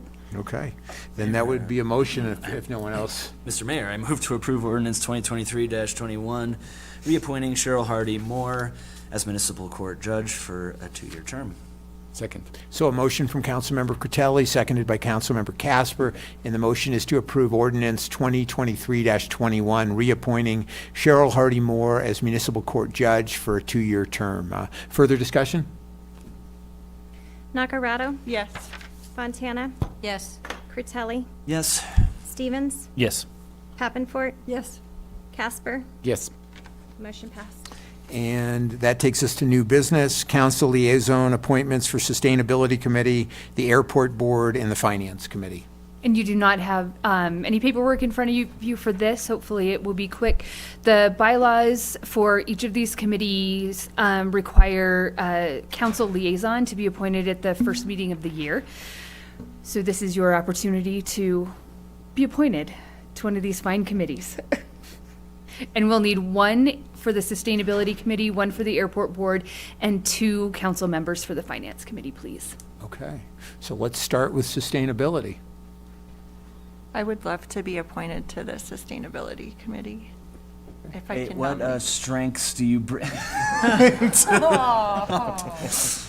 Kidding.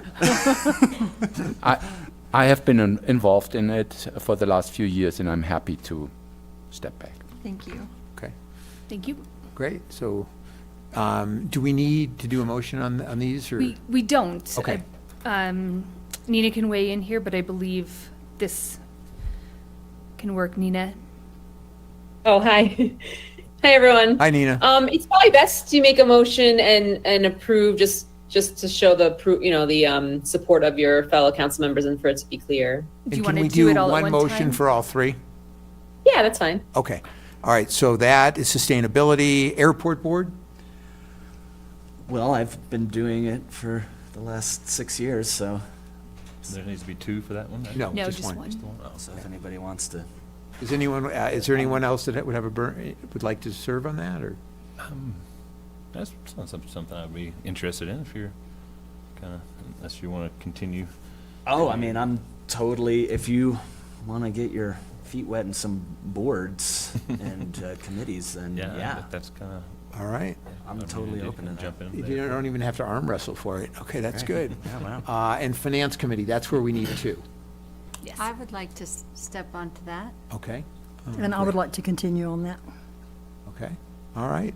Anyone, are you, And I have no problems. I have you're on there. served in the Finance Committee for a while, and Okay. the important thing for me was that there is someone on council that has served on it for a while, continuing, and with Okay. Elisa stepping up, I'm totally fine with this. okay, awesome.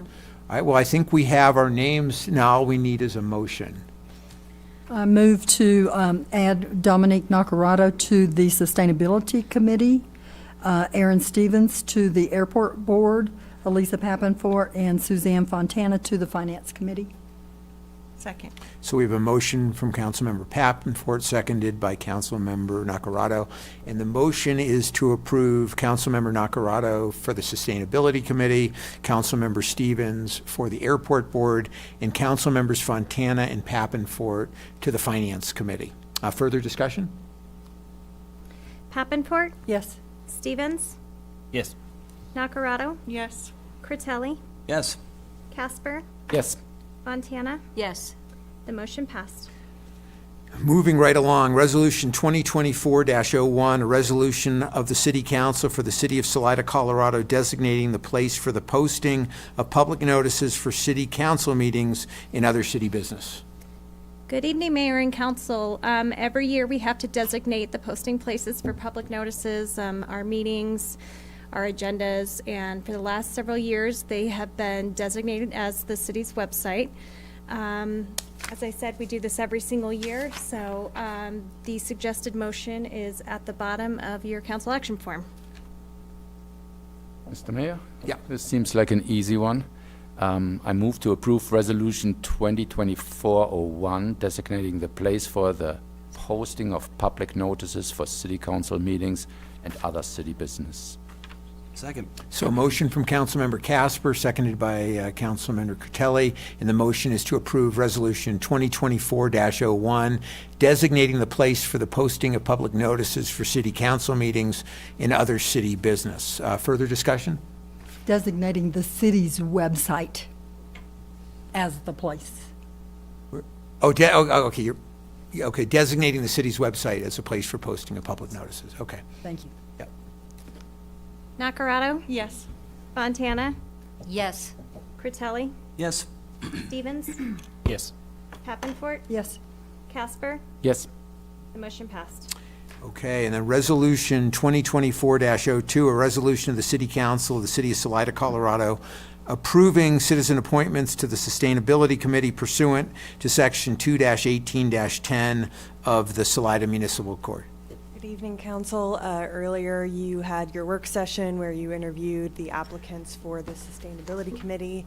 As I mentioned before, it shall consist of 5 to 9 appointed members, 8 of which are appointed by you all. We are pending a youth representative from the Extraordinary Teen Council, but otherwise, your suggested motion is up, and if you have any questions, I'm right here.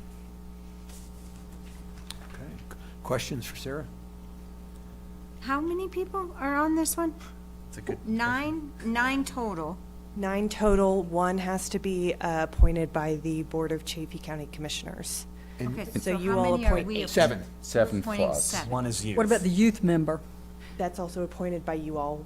We just don't have a youth member yet, so that will be in a future council. So today is 7. Yeah, and as 7 everyone might recall, there was a very qualified candidate, but happens to live out in Fremont County, and you have to be a Chaffee County resident. So, just to make sure people know of that. So she was disqualified. Yeah, and then there was also, Michelle put her name in for both this committee as well as the tree board. And she will be appointed to the tree board tonight, so just so that people are aware of that. And it's staggered, if you look at the motion, it's staggered because this is a brand-new committee. So you will be appointing people to have 1-year, 2-year, and 3-year terms. And then when those appointments are up, we'll start going with 3-year terms per the bylaws. Right. So you'll see that we only have one-year member up there. The youth representative at a future date will be the other 1 year, and the Chaffee County appointee will also be the 1 year. So each one would have 3.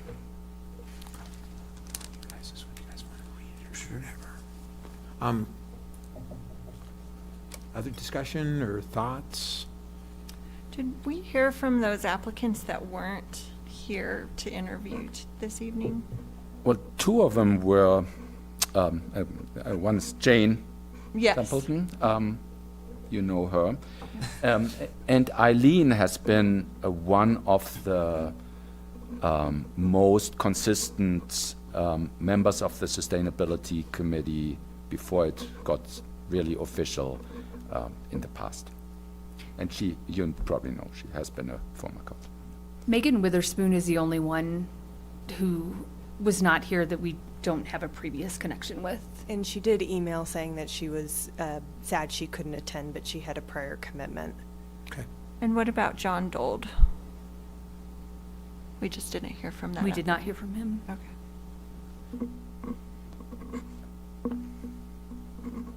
Okay, well, I can take a crack at a motion here.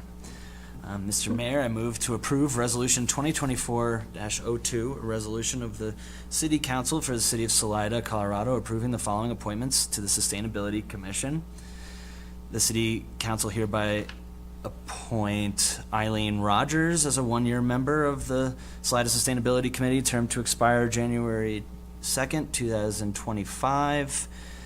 The City Council hereby appoints Megan Witherspoon as a two-year member of the Salida Sustainability Committee, term to expire January 2nd, 2026. The City Council hereby appoint Melanie Gade as a two-year member of the Salida Sustainability Committee, term to expire January 2nd, 2026. The City Council hereby appoint David Kaiser as a two-year member of the Salida Sustainability Committee, term to expire January 2nd, 2026. The City Council hereby appoint Julie Mock as a three-year member of the Salida Sustainability Committee, term to expire January 2nd, 2027. City Council hereby appoint Jane Templeton as a three-year member of the Salida Sustainability Committee, term to expire January 2nd, 2027. And the City Council hereby appoint Nathan Ward as a three-year member of the Salida Sustainability Committee, term to expire January 2nd, 2027. Second. Second, okay. Yeah, it's much easier to second this. Yeah. Then, okay. So the motion was from Councilmember Critelli, seconded by Councilmember Nacarado. And the motion is to approve Resolution 2024-02, a resolution of the City Council for the City of Salida, Colorado, approving the following appointments to the Sustainability Commission. The City Council hereby appoints Eileen Rogers as a one-year member of the Salida Sustainability Committee, term to expire January 2nd, 2025. The City Council hereby appoints Megan Witherspoon as a two-year member of the Salida Sustainability Committee, term to expire January 2nd, 2026. The City Council hereby appoints Melanie Gade as a two-year member of the Salida Sustainability Committee, term to expire January 2nd, 2026. The City Council hereby appoints David Kaiser as a two-year member of the Salida Sustainability Committee, term to expire January 2nd, 2026. The City Council hereby appoints Julie Mock as a three-year member of the Salida Sustainability Committee, term to expire January 2nd, 2027. The City Council hereby appoints Jane Templeton as a three-year member of the Salida Sustainability Committee, term to expire January 2nd, 2027. And the City Council hereby appoints Nathan Ward as a three-year member of the Salida Sustainability Committee, term to expire January 2nd, 2027. Please don't make an amendment, further discussion. Yes. I just want to make a comment.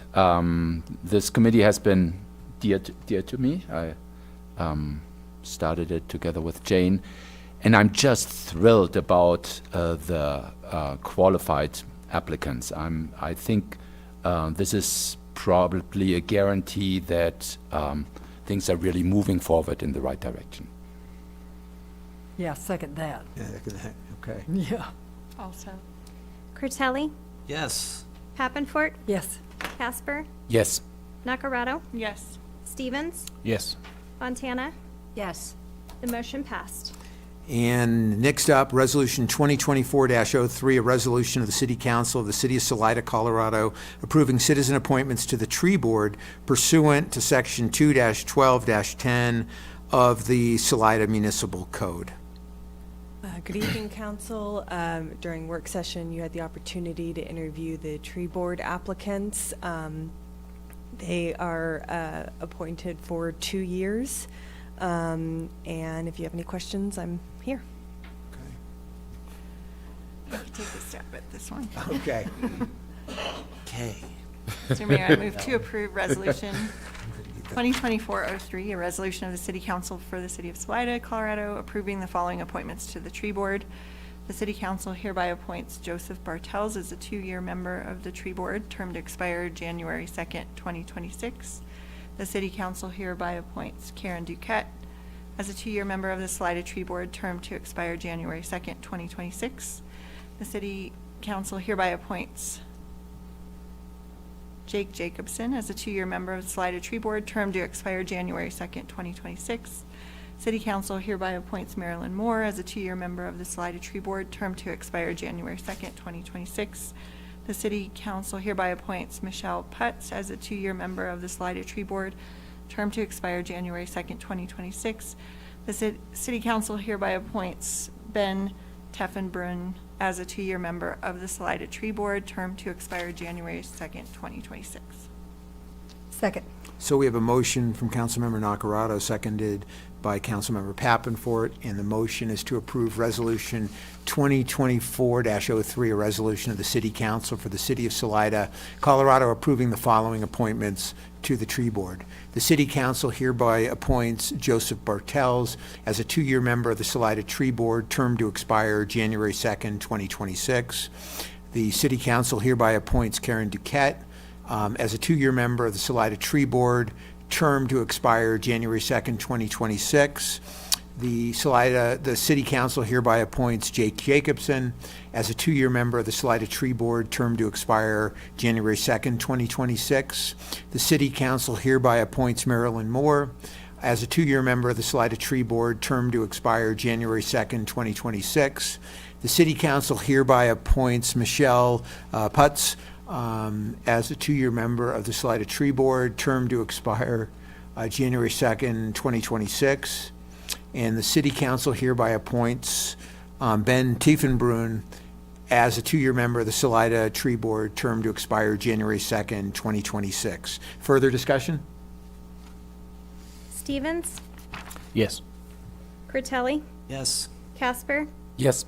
Fontana? Yes. Nacarado? Yes. Pappenfort? Yes. The motion passed. And that brings us to Resolution 2024-04, a resolution of the City Council of the City of Salida, Colorado, approving citizen appointments to the Harriet Alexander Field Salida Airport Advisory Board. Good evening, Mayor and Council.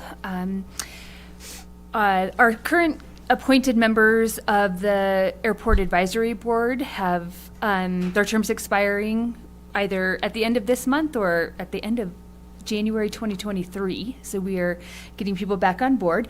Through an MOU, the City of Salida and Chaffee County own and operate the Harriet Alexander Field. And in 2021, the Airport Board was established that gave each of the entities authority to appoint a certain number of members to the board. City Council has the authority to appoint 4 members to the Airport Board. And you had a chance to hear from some of the applicants at your work session earlier. The applicants are listed here on this council action form, and recommended motion for approval is also listed for you. Can we And go these are back to- all, can you go up to the names? And these are all 3-year appointments per the MOU. And as I understand it, Ardith Phillips has withdrawn from this, and my understanding also is that Randy Cohn is going to be the county appointee. So I just want people to know that. So we're down to 8 for 4 positions. So who would like to begin? Wanted to start with a principle. I think, number one, I keep repeating myself, but again, I was blown away by the qualifications of the applicants. The other thing to consider is, I think it should be a mix between people that have served and those exciting new applicants. It's just, helpful to keep some experience in the board. Agreed. Well, and it was just awesome to see the turnout, and I agree. I would like to keep half just with the heavy institutional memory of where the airport has been, and then appoint 2 that can take it to the next step and in the future. So I do have some of the folks in mind that I could take a crack at a motion, unless somebody else wants to hear more of me talking. Well, otherwise we'd all kind of go through and say who we thought we Sure. kind of thought, is that how it goes? Or That- if you- that totally works, Pretty sure. too. I don't know, yeah. Well, I mean, I guess I'd start off by saying Sean O'Day, being on the board of the Lindbergh Foundation, which is an effort to decarbonize aviation, seems to be pretty in line with our sustainability and what we've kind of been talking about. That's an interesting thing that he brings to the table. And I think Barbara Struble, they stuck around. Having worked for the FAA, I mean, that's intimate knowledge of compliance and regulation when it comes to all aspects of civil aviation, so that's nice. When it comes to like Jim Dixon, having been there forever, he knows where we've been with it, and that's good institutional knowledge. And I think James Barker is good for institutional knowledge with it as well. Well, I really liked Michael Marino. I liked the exuberance that he had. I'd like to see some excitement come in there. When you have the same people, and we've got a good philosophy of a mix of new and old people, but it's easy to get bogged down when you've got too many of the same people, and really, it seems like any one of these people could be the whole board. And so one of the things that we really need to make sure of is that these people are able to get on board with the same mission and move in the same direction. I second that.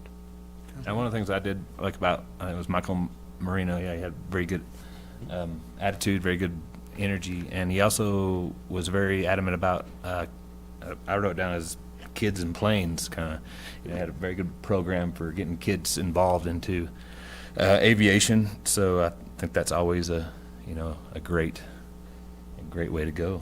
Mm-hmm. This is a challenge. We have so many good candidates. I know, it I was know. everybody is very qualified. We got lucky with the tree board. Right. And he's also got some pretty good stories of being a hurricane chaser, right? Yeah, that's interesting too. Mm-hmm. Yeah. Any other? I could take a crack at a motion. Please do. Okay. Okay. Yeah. I mean, the motion is written for you. You just have to fill in the blanks. Right, for sure. Well, yes. Mr. Mayor, I move to approve Resolution 2024-04, a resolution of the City Council for the City of Salida, Colorado, approving the following appointments to the Harriet Alexander Field Airport Board. The City Council hereby appoint Sean O'Day as a member of the Harriet Alexander Field Airport Board, term to expire January 31st, 2027. City Council hereby appoint Michael Marino as a member of the Harriet Alexander Field Airport Board, term to expire January 31st, 2027. The City Council hereby appoint Barbara Struble as a member of the Harriet Alexander Field Airport Board, term to expire January 31st, 2027. And the City Council hereby appoint James Barker as a member of the Harriet Alexander Field Airport Board, term to expire January 31st, 2027. Second. Okay, so we have a motion from Councilmember Critelli, seconded by Councilmember Pappenfort. The motion is to approve Resolution 2024-04, a resolution of the City Council for the City of Salida, Colorado, approving the following appointments to the Harriet Alexander Field Airport Board. Further discussion?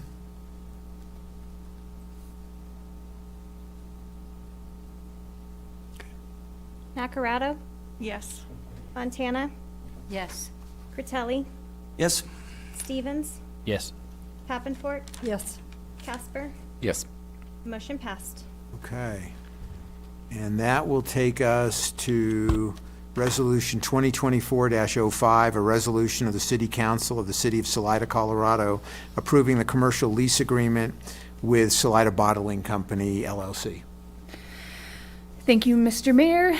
I think you said it perfectly. The lease is up at the downtown parking lot at 323 First Street, and this resolution will allow us to enter into a lease agreement for 2024. The price per month has increased 10% to $4,400 for the duration of this lease, and our budget can accommodate such an increase. We have also been in contact with the owner of the property, and we are able to put paid parking on that lot once we finalize the agreement with Interstate Parking, so that will help us offset the cost of the increase for the lease. Questions? Mr. Mayor, I move to approve Resolution 2024-05, a resolution of the City Council for the City of Salida, Colorado, approving the commercial lease agreement for 323 First Street with Salida Bottling Company, LLC. Second. So a motion from Councilmember Pappenfort, seconded by Councilmember Critelli. The motion is to approve Resolution 2024-05, a resolution of the City Council for the City of Salida, Colorado, approving the commercial lease agreement for 323 First Street with Salida Bottling Company, LLC. Further discussion? Pappenfort, Yes. Stevens, Yes. Nacarado, Yes. Critelli, Yes. Casper, Yes. Fontana. Yes. The motion passed. Okay, getting closer. Resolution 2024-06, a resolution of the City Council of the City of Salida, Colorado, approving an annexation agreement with Biker Baker Holdings, LLC, for the annexation of certain real property into the city. And just when you thought you were done. So resolution number 2024-06 is for the annexation agreement for the Biker Baker Holdings property located at 6907 CR 105. The request was heard by Planning Commission on October 23rd, 2023, with the review of the annexation. And also at that Planning Commission hearing, the staff proposed the following conditions. One, that new residential dwelling units constructed on the property need to meet the inclusionary housing requirements at the time of building permit submittal. That new residential dwelling units need to meet the requirements of fair contribution to public school sites at the time of building permit issuance. And that the fees in lieu of open space shall be provided in the amount then in effect at the time of issuance of a building permit for new residential units constructed on the property. Those three recommended conditions are included in the annexation agreement before you tonight, and staff recommends approval of the annexation agreement for the Flour Mill annexation. Questions? Mr. Mayor, move to approve Resolution 2024-06, approving the Flour Mill annexation agreement. Second. So a motion from Councilmember Critelli, seconded by Councilmember Casper. The motion is to approve Resolution 2024-06, approving the Flour Mill annexation agreement. Further discussion? Critelli, Yes. Pappenfort, Yes. Casper, Yes. Nacarado, Yes. Stevens, Yes. Fontana. Yes. The motion passed. And next up, Resolution 2024-07, a resolution of the City Council of the City of Salida, Colorado, approving the lease agreement with Chaffee Housing Authority. Thank you, Mayor. Resolution 2024-07 will establish a lease with the Chaffee Housing Authority. We have one with them that expired in April of 2022, so this gets us back in line with them. This lease agreement is written on a month-to-month basis because the Housing Authority was looking for a new space that better suits their needs. It's a pretty small space upstairs. And I got a message from Ashley Capel that they have found a space and will be vacating the Tower building February 3rd. So if you approve this lease, it will be for 1 month. In one day. In one day. So, there you go. Okay. Don't Don't get shy on me. Yeah. Mr. Mayor, Yes. I move to approve Resolution 2024-07, a resolution of the City Council for City of Salida, Colorado, approving the lease agreement with Chaffee Housing Authority. Second. So a motion from Councilmember Casper, seconded by Councilmember Critelli. The motion is to approve Resolution 2024-07, a resolution of the City Council for the City of Salida, Colorado, approving the lease agreement with Chaffee Housing Authority. Further discussion? Nacarado, Yes. Casper, Yes. Pappenfort, No. Stevens, Yes. Fontana, Yes. Fratelli. Yes. The motion passed. Okay, and then next up is Resolution 2024-08, a resolution of the City Council of the City of Salida, Colorado, approving the lease agreement with Full Circle Restorative Justice. Thank you, Mayor. Again, Full Circle Restorative Justice leases space from the city. Their lease expired on May 29th, 2022. At the time of that agreement, the city waived all rent, noting a $900 monthly in-kind donation. As we begin to increase costs to operate and maintain this building, we've been looking at ways to recoup some of those costs. I did meet with the executive director of Restorative Justice to talk about a potential for beginning to charge rent of $625 per month beginning on July 1st of 2024, and he was amenable to that. So the space will be rent-free through June of 2024 if you approve this particular lease. Questions? Why are we not starting the lease until June? Because it's late, I wanted to give them an opportunity to get grant funding. Okay. Since their budget was set for 2024, we were just giving them a little grace.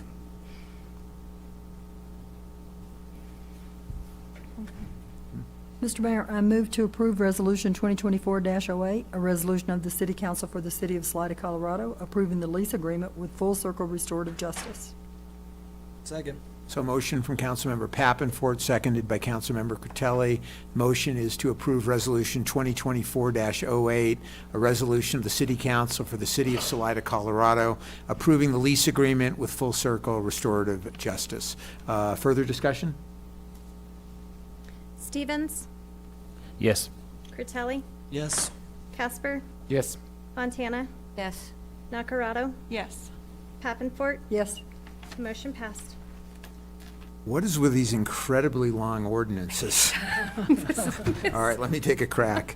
It's written right there, Mr. Mayor. Ordinance 2024-01, an ordinance of the City of Salida, Colorado, amending Chapter 18 of the Salida Municipal Code by adopting by reference the 2021 International Building Code, the 2021 International Residential Code, the 2021 International Fire Code, the 2021 International Fuel Gas Code, the 2021 International Mechanical Code, the 2021 International Plumbing Code, the 2021 International Energy Conservation Code, the 2021 International Existing Building Code, the 2021 International Property Maintenance Code, the 2021 International Swimming Pool and Spa Code, the most current version of the National Electric Code, which has been adopted by the Colorado State Electric Board, the 1997 Uniform Code for the Abatement of Dangerous Buildings, the 2021 International Wildland Urban Interface Code, providing penalties for the violation thereof, and making conforming amendments to Chapter 18 of the Salida Municipal Code. This is a first reading and setting a public hearing. Thank you, Mayor. Appreciate that. The oxygen. So as you all are aware, the city of Salida, through an IGA with Chaffee County, utilizes their building department to provide services to the city. Our Section 2 of the IGA states that both of us will agree to use the same building codes in the city and county, or that they will remain substantially similar. Section 4 states that the city will, within 90 days, adopt the changes to the building code to reflect any changes that the county makes as well. You all heard a presentation from Pat Green, the Chaffee County Building official, a couple weeks ago, giving you all an overview of each of these codes and their updates.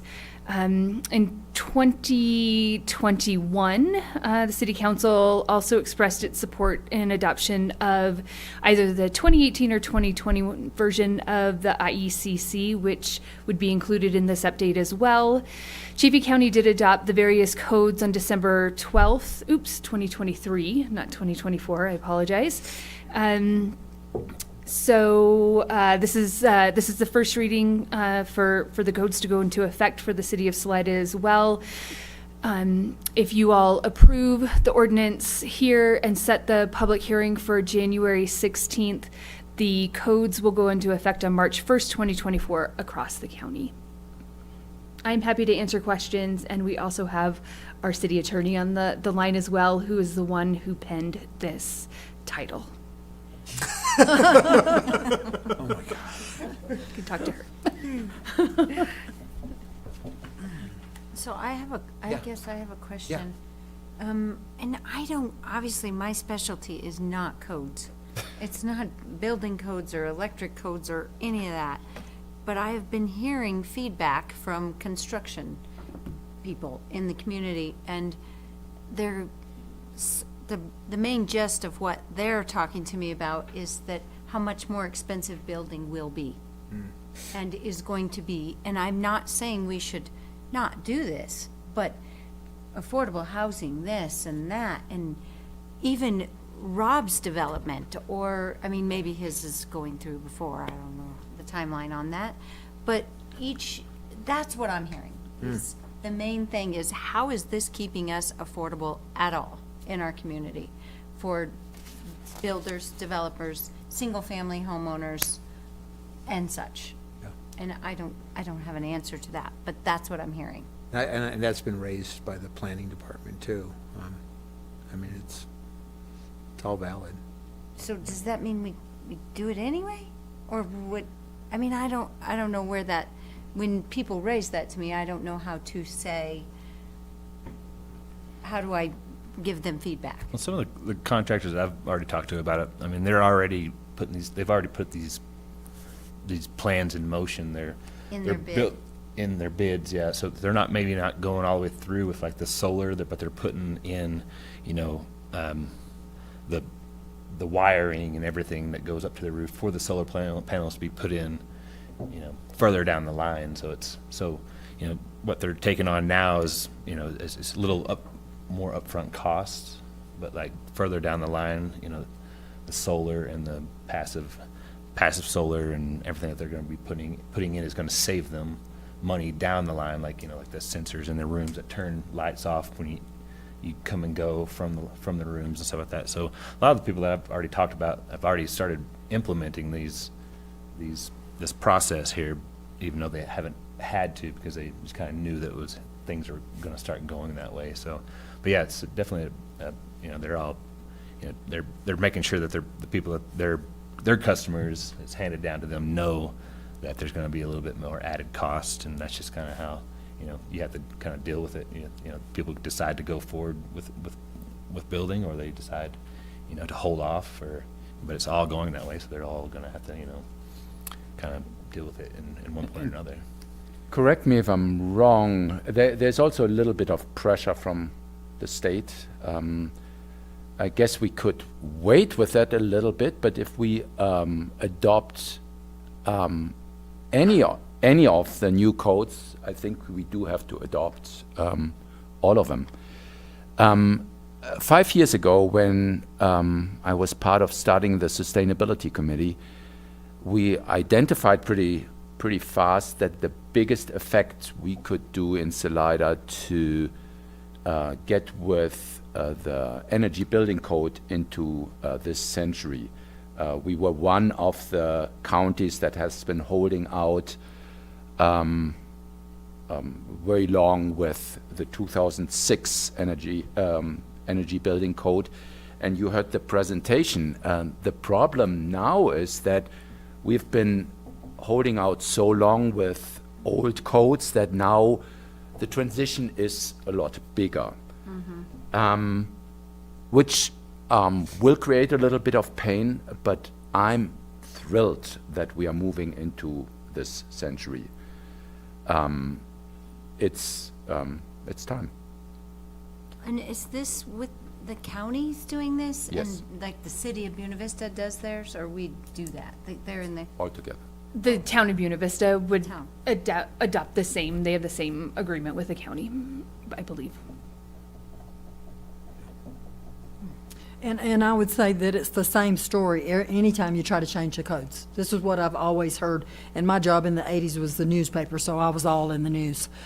You know, it's like, oh, we can't do it, it's going to cost more. You know, it's going to make the price of housing go up. You know, there was no talk about affordable housing then because a lot of the houses needed to be knocked down. There were no closets in them, the wiring was terrifying, and squirrels were living in the walls. You know, that's where I lived anyway. Hopefully you guys had some better places to live than I did. But place is still like that. yeah, it hadn't been that long since I've been out of that situation. But, you know, what we've had is the council and other governments just kicking the can down the road, and now we have to catch up, and it's very painful. And so that's one of the things I'm proud of this council for. We don't kick it down the road. And it is unfortunate. I mean, yeah, I mean, we're at this perfect storm right now Yeah. with affordability, and then this comes along. And it obviously would have been nice if it hadn't been kicked down the road. We Yeah. could have done this at a time where building costs were a fraction of what they are today, but here we are. Yeah. so how old are our codes? Just so 2006? Oh, No, only the energy building code. That's the only thing that the county was holding back. The electrical code is much younger, right? The By- plumbing code and I believe fire so. code. So, Yeah, I don't have so the the big dates. step is the energy the building code. energy code.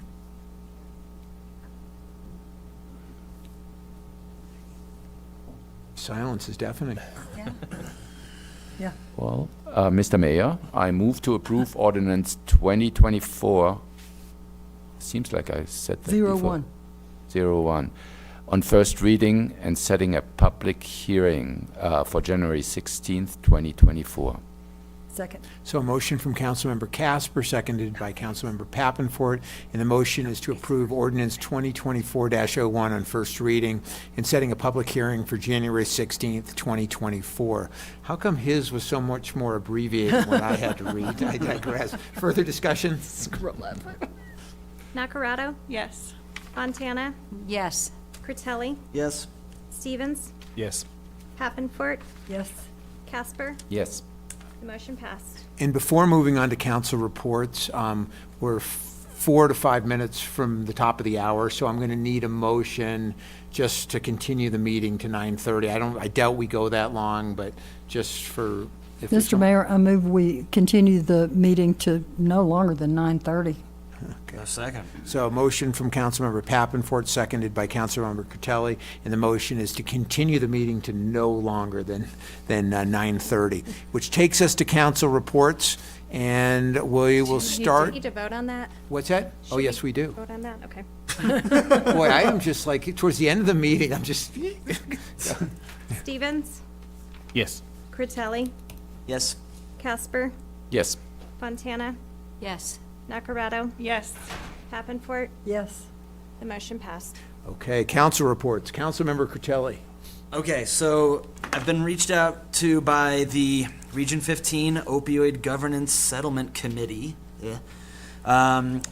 about the fact that there is no longer a voting member that represents either Salida or Chaffey County, and is wondering if anybody would be interested in being a voting member on that settlement committee,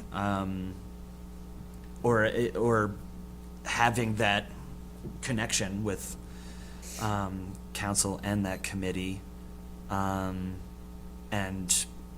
I said that I would be open to attending. It's every 2 months on the third Tuesday.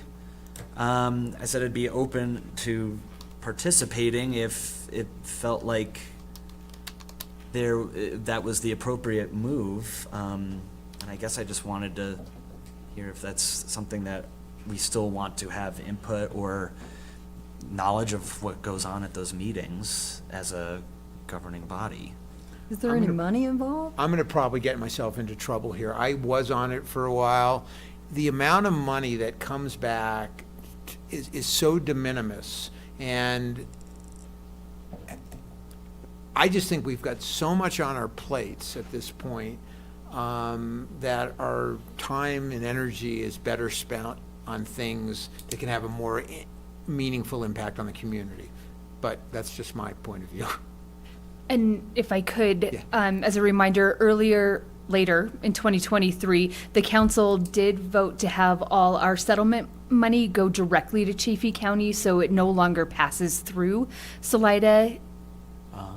It skips us now, if that helps in any sort of, and it was, I think, $4,000 in 2022 that the city received, and then we passed along to Chaffey County, and now we don't even see the money. It goes directly to Chaffey County Public Health. And so $4,000 a year is $333 a month. So that would pay about 20% of the average rent around town. Okay. Just wanted to put some numbers to it. Not that I have an opinion on this. I'll be sure to respond. Yeah, I have the same opinion. Yeah. Okay. Thanks for the opportunity. Yes. Yeah, okay.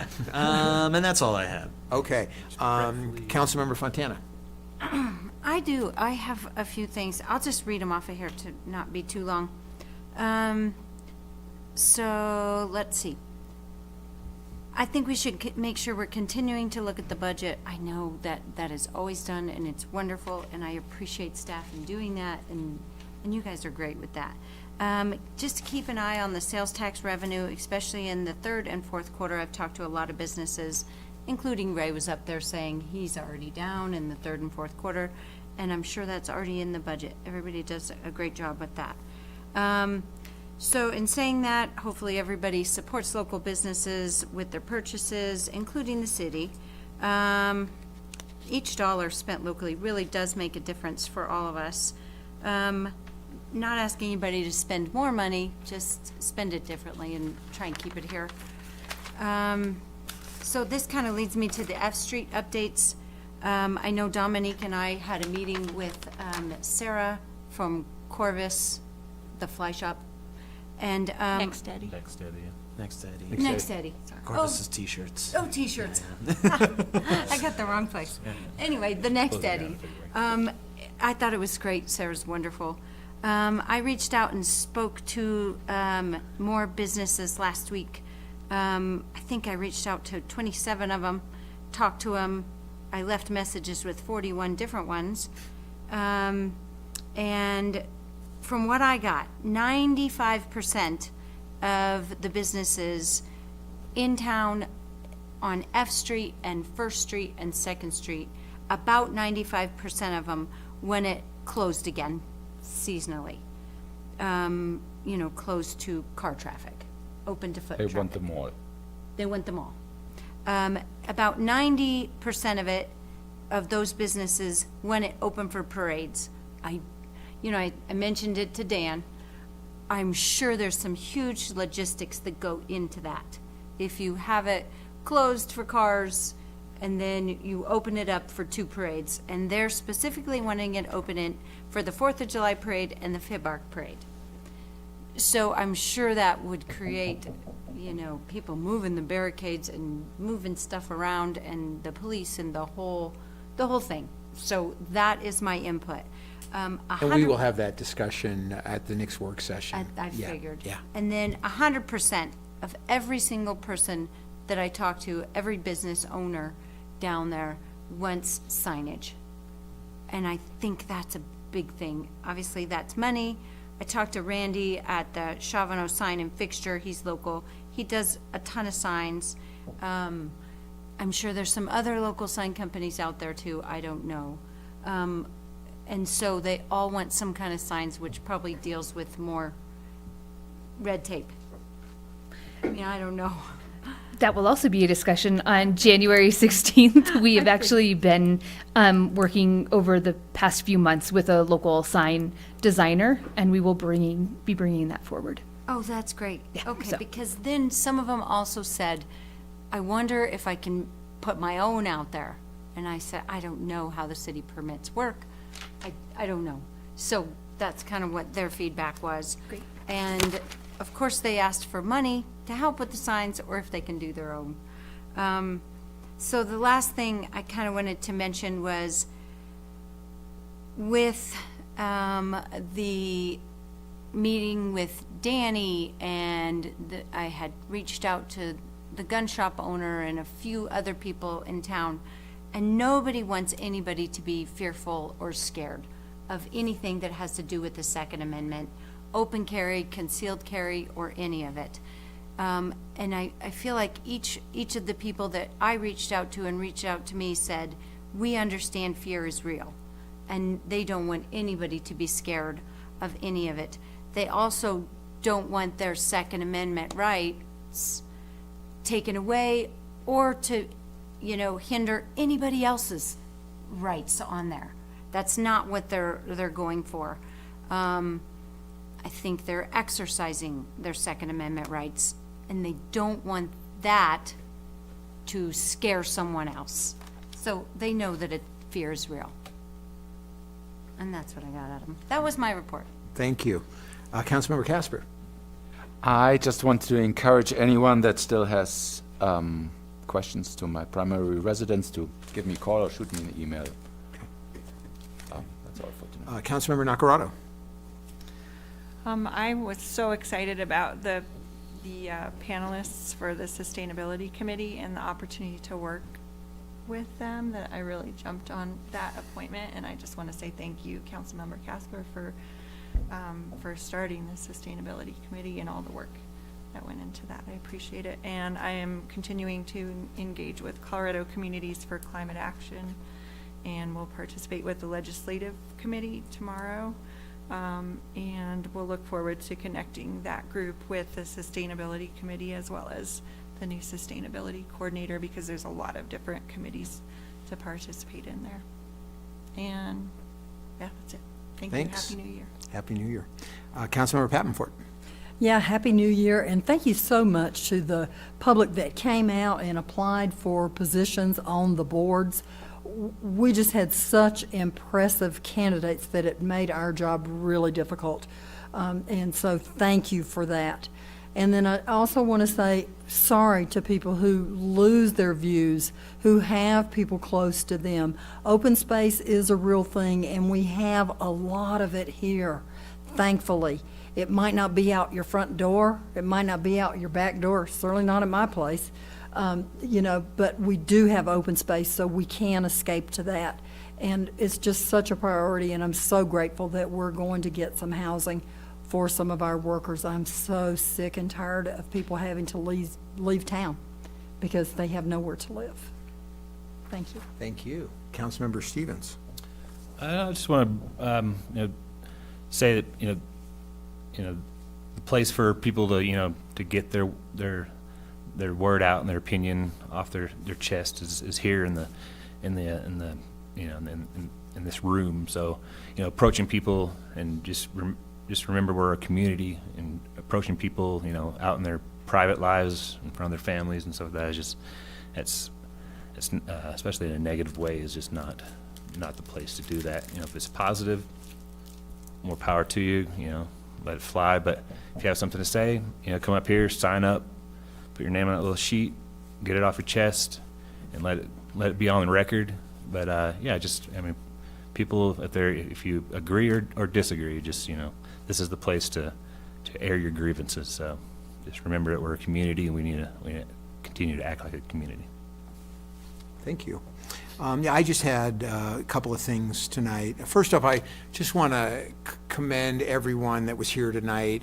This was an emotionally charged issue, this hearing this evening, and I felt like people were really civil, and I appreciated that. I really appreciated Rob Gartzman acknowledging that this would have an impact on folks. So this the tone and tenor, I've seen it very different in the past. I'm just grateful that even though we had different opinions, that things were civil.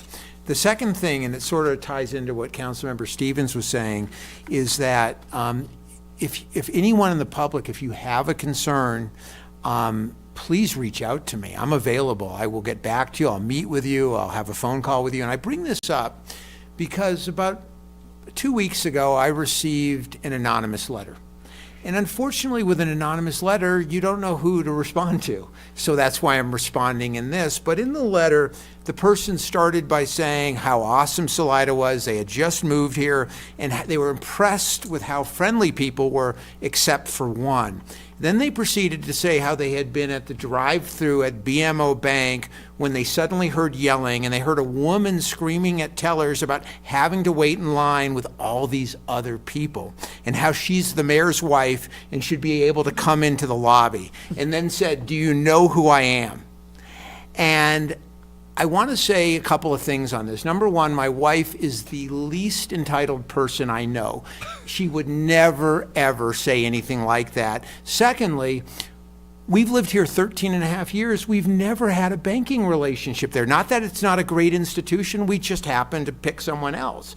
So the person went on to say that if I had any class at all, I would apologize to the bank employees. And by the way, I did reach out to them, and I found out that there's a total of 3 employees that work there. I spoke to the branch manager. She was unaware of any incident like this happening. And then they proceeded to say, if you have Supreme class, you'll find another bank. And I want to tell you, I've already done that. I just did it 13 and a half years ago. So in the future, reach out to me. I don't bite. I want to have these types of conversations. If you do it anonymously, this is the only way I have a chance to respond. So thank you.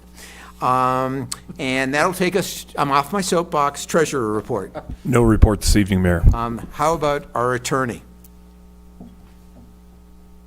Hi, everyone. Just want to say Happy New Year, and well, I'll see you soon. Thank you so much. Thank you. And staff?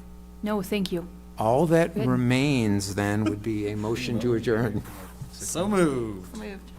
Okay, Second. all in favor? Yes. Okay. Have a good night, everybody.